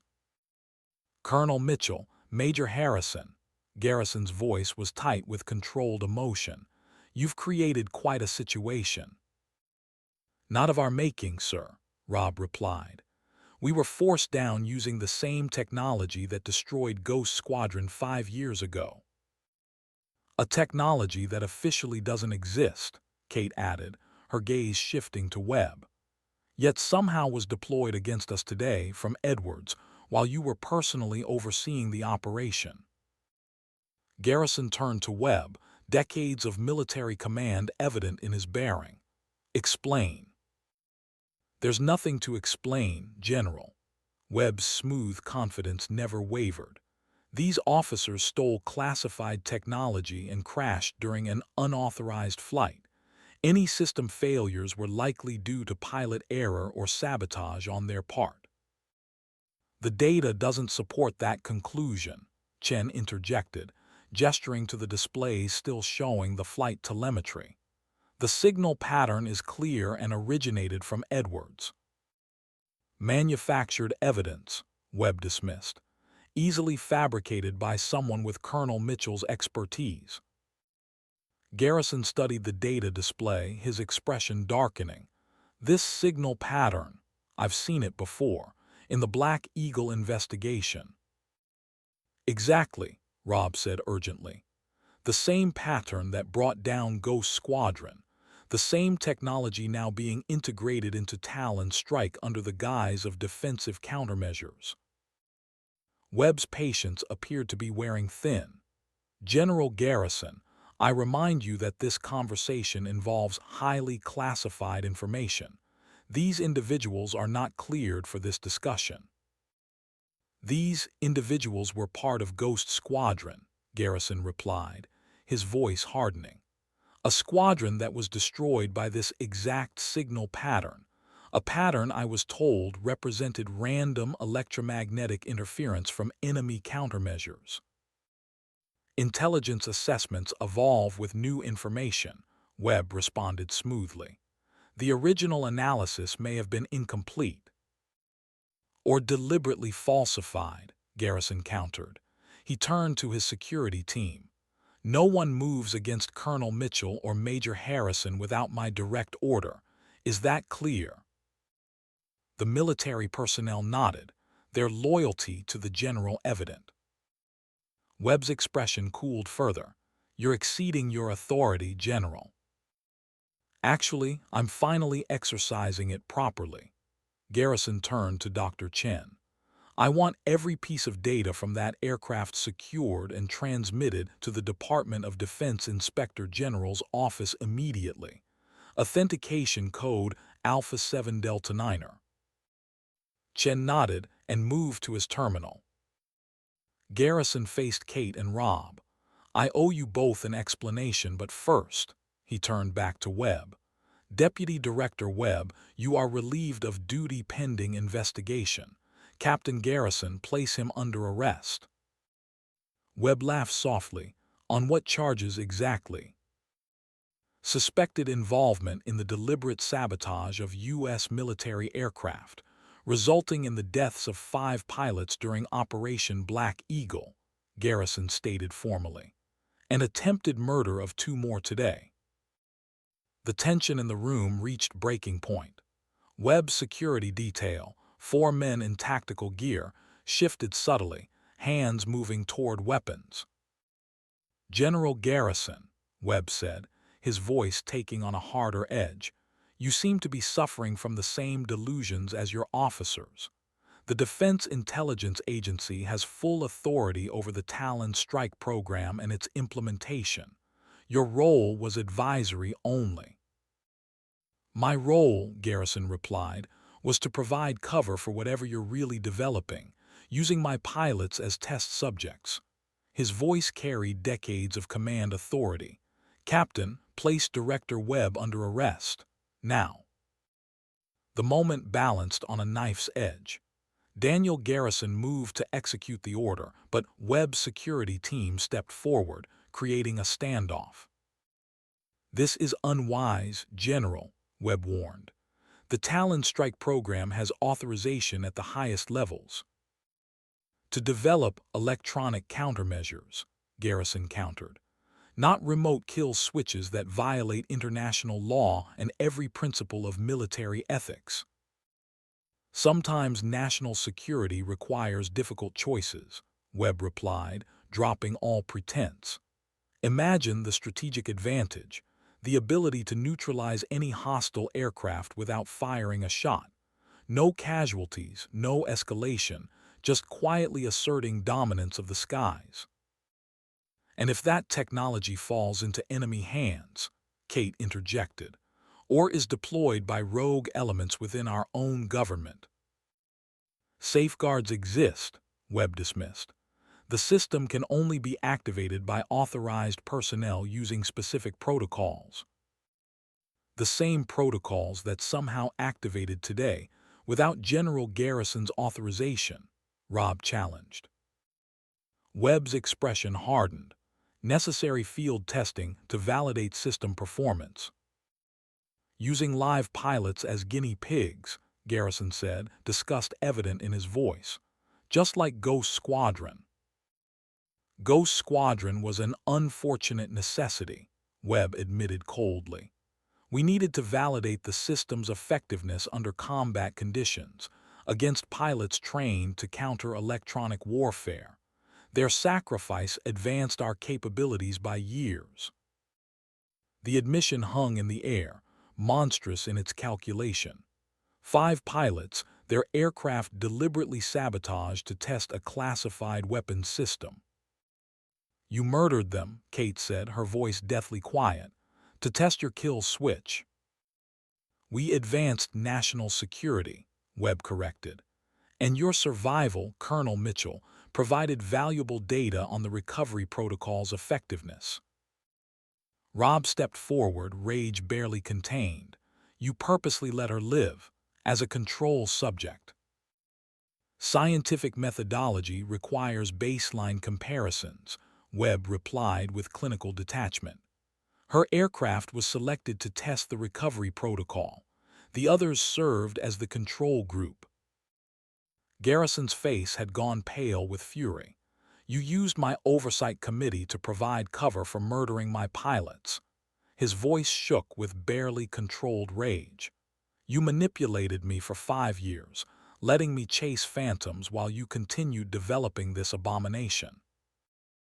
You were a convenient asset, General, Webb acknowledged. Your reputation for integrity made you the perfect unwitting frontman, and your obsession with finding the traitor who compromised Black Eagle kept you too distracted to notice what was happening under your nose. Daniel Garrison had heard enough. He drew his sidearm, aiming it at Webb. On behalf of the United States Air Force, you are under arrest for treason, murder, and conspiracy against the United States military. Webb's security detail immediately drew weapons in response. JPL Security and Garrison's military personnel did the same. In seconds, the conference room had become a Mexican standoff. This is your last opportunity to stand down, Webb warned. The Talon Strike program continues with or without your cooperation. The technology has already been deployed in the latest generation of fighter aircraft. It's too late to stop it. Maybe, Kate said calmly, but it's not too late for accountability. She nodded toward the conference room's video system, which had been silently recording the entire conversation. Dr. Chen had activated the facility's security protocol at the first sign of conflict, standard NASA procedure for documenting security incidents. Webb noticed too late. His confession had been captured, including the admission of deliberate sabotage during Operation Black Eagle and the unauthorized activation of the kill switch during today's flight. For the first time, uncertainty flickered across his face. That recording won't leave this room, he stated flatly. It already has, Chen replied. NASA security protocols automatically upload to secure servers. It's already been transmitted to NASA headquarters and the appropriate oversight authorities. Webb's expression hardened. He turned to his security team. Secure this facility. No one leaves. Belay that order, Garrison commanded, stepping between Webb's team and the others. Any action against these personnel will constitute an attack on United States military and NASA civilian authorities.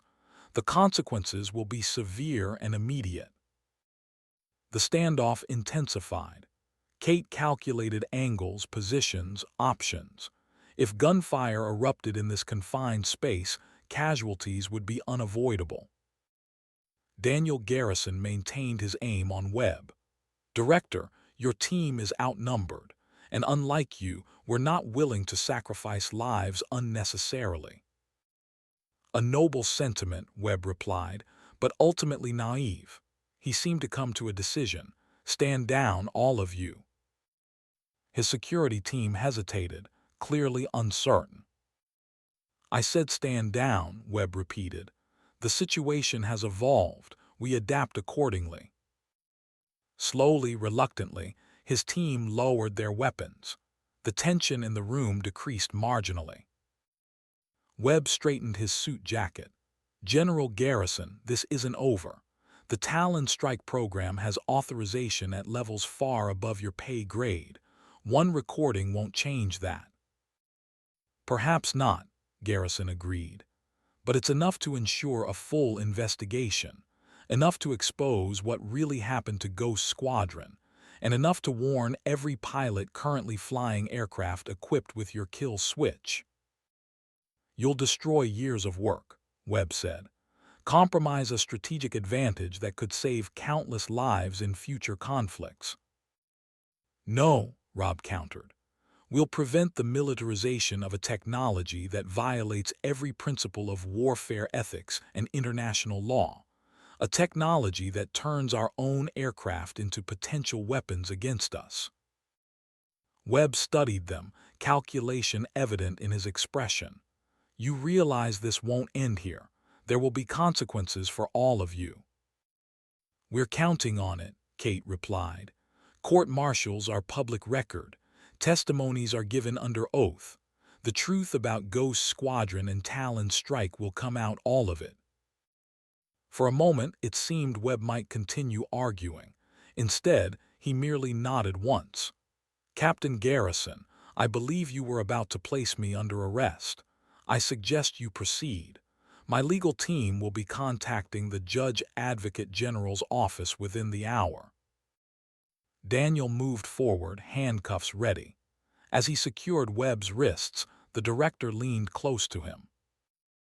Your father's career is over, he said quietly, and yours never really had a chance.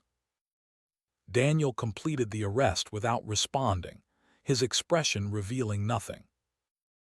As Webb was led away by military police who had arrived with Garrison, the tension in the room gradually dissipated. The immediate crisis had passed, but the implications of what had transpired would echo through military command structures for years to come. Garrison turned to Kate and Rob. I owe you both an apology and an explanation. Sir, Kate acknowledged, military discipline reasserting itself now that the immediate danger had passed. Not here, Garrison said, glancing around the crowded room. Too many ears. Dr. Chen, is there somewhere we can speak privately? Chen nodded. My office this way. As they followed Chen through the facility, Kate fell into step beside Rob. For the first time since their crash landing, she allowed herself to fully process what had just occurred. Webb's cold admission of deliberately sacrificing Ghost Squadron, the calculation behind her own survival, the revelation that Talon Strike had already been deployed in operational aircraft. It's not over, she said quietly. Rob nodded, not by a long shot, but it's a beginning. Chen's office was a modest space overlooking the runway where the damaged F-35 still sat surrounded by emergency vehicles. Garrison closed the door behind them, then stood for a moment, staring out at the aircraft, physical evidence of a conspiracy he'd failed to uncover despite 5 years of investigation. I was played, he said finally, his voice heavy with the admission. Used as cover for their program while they continued developing exactly what I was trying to prevent. The kill switch technology, Rob confirmed. Garrison nodded. After Black Eagle, when the investigation revealed evidence of deliberate signal interference, I pushed back hard against any similar technology development. The ethical implications were too severe, the potential for misuse too great. So they created Talon Strike as a cover, Kate surmised. Precisely. A legitimate electronic countermeasures system that could be developed openly, while the kill switch technology continued in parallel, hidden within the larger program. Garrison's expression was bitter, and I endorsed it, believing we were developing protection against what had happened to Ghost Squadron. While searching for a traitor who never existed, Rob added. Oh, the traitor existed, Garrison corrected. Just not where I was looking. Webb and his division operated with authorization from somewhere high in the Pentagon, approval I was never privy to. What happens now? Kate asked. Now we face the consequences, Garrison replied frankly. All of us. I'll be relieved of command, certainly. Possibly court-martialed for my role in Talon Strike, however unwitting it was. And us? Rob asked. You stole a fighter jet, disobeyed direct orders, and crashed a $100 million aircraft, Garrison stated flatly. Under normal circumstances, your careers would be over, but these aren't normal circumstances. The evidence from the crash will support our claims, Kate pointed out, especially with Dr. Chen's analysis confirming the remote signal activation. Yes, but evidence can be classified, testimonies sealed under national security protocols. Garrison shook his head. Don't expect a public vindication. We don't, Rob said. We just want the truth acknowledged and the technology decommissioned before more pilots die. Garrison nodded slowly. That I can help with. My final act as commanding officer will be to ground all aircraft equipped with Talon Strike systems, pending full investigation and review. They'll fight you on that, Kate warned.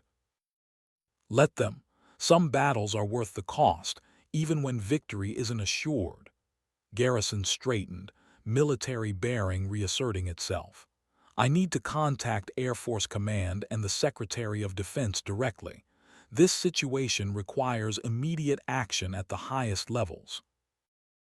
As Garrison moved toward the door, he paused beside his son, who had maintained a professional distance throughout the conversation. Captain Garrison, he said formally. Sir, Daniel replied, equally formal. Your actions today demonstrated exceptional moral courage and commitment to your oath to defend the Constitution against all enemies, foreign and domestic. Garrison's voice carried the weight of both commanding officer and father. I'm proud of you. Daniel's professional composure wavered momentarily. Thank you, sir. As Garrison departed to make his calls, Kate turned to Rob. For the first time since their reunion at Hangar 23, they had a moment of relative privacy and security. So, she said, not dead after all. A ghost of his old smile touched his lips. Apparently not. 5 years, Rob. 5 years I thought I'd watched you die. I know, his expression sobered. And for 2 of those years I thought you had died too. Garrison wasn't lying about my injuries, the traumatic brain injury, the memory gaps. For a long time I didn't remember who I was, let alone what had happened during Black Eagle. Kate hesitated, then asked the question that had haunted her since learning of his survival. And us, do you remember us? Rob's gaze softened. I remember everything, Kate, everything that mattered. The admission hung between them, laden with unspoken history and possibilities. What happens after this? She asked. Court-martials, probably, he replied pragmatically. Testimony before closed congressional committees, lots of lawyers and classified hearings. And after that? Rob shrugged. Depends how it plays out. Best case scenario, honorable discharges and civilian life with some serious non-disclosure agreements. Worst case, military prison for stealing a fighter jet.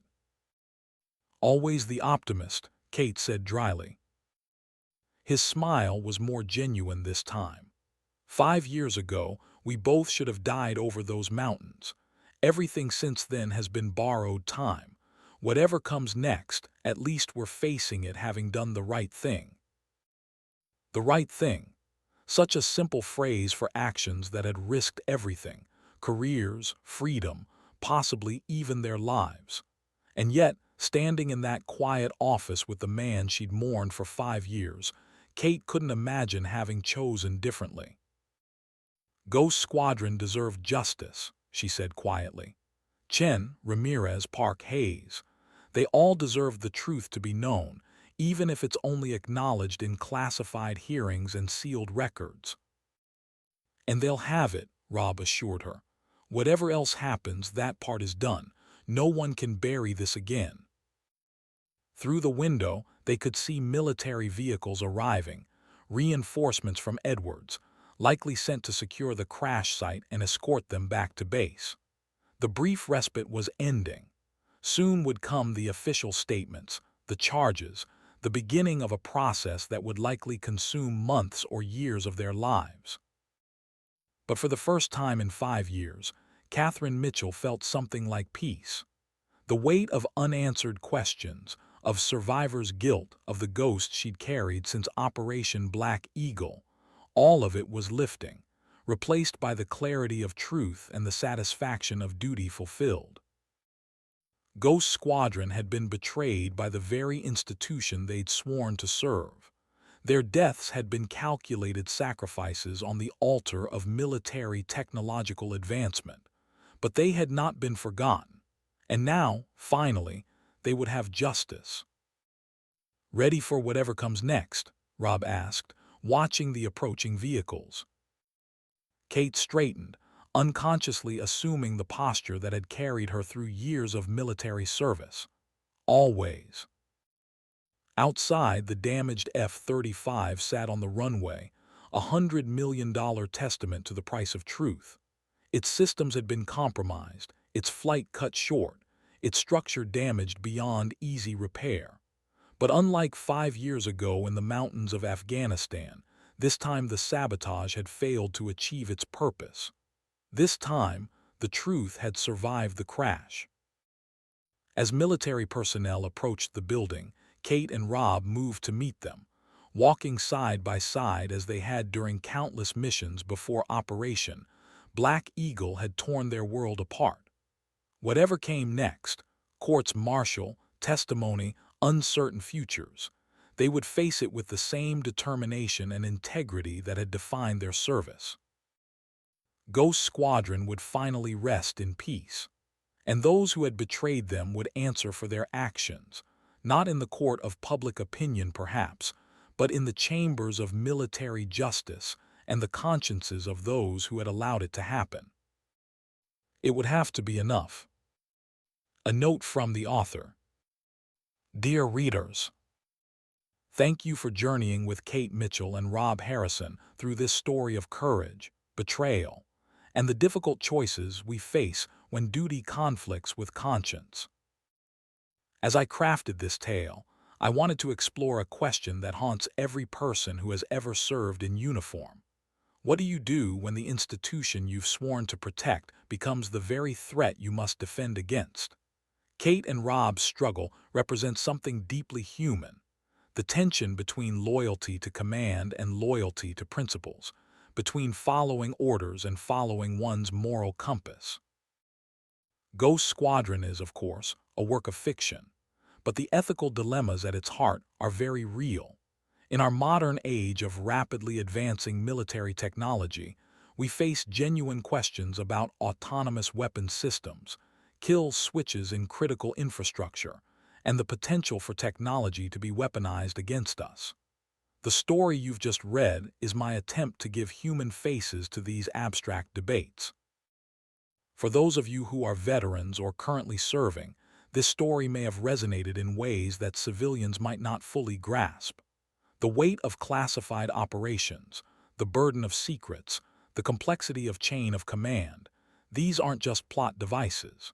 They're realities that shape lives and test character in ways that can't be fully appreciated unless you've lived them. To you, I offer my deepest respect and gratitude. To all readers, regardless of background, I hope this story reminded you that heroism isn't always about following orders perfectly.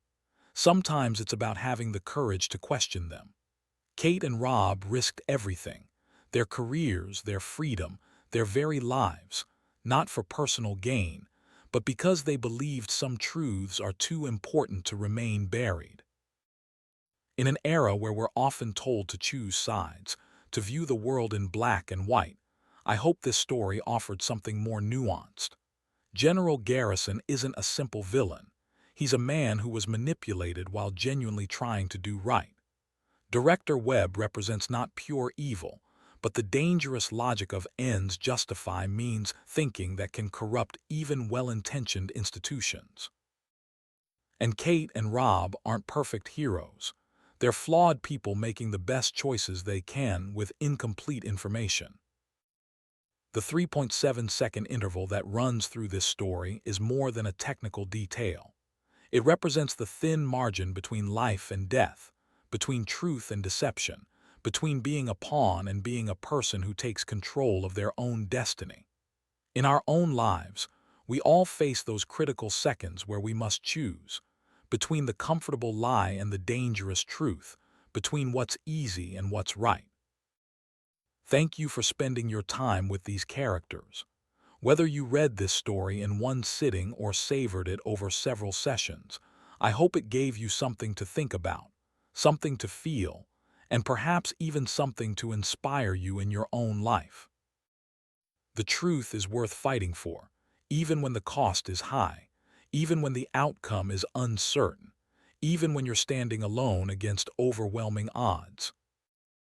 Kate and Rob reminded me of that. I hope they reminded you too. With gratitude and respect. Your storyteller.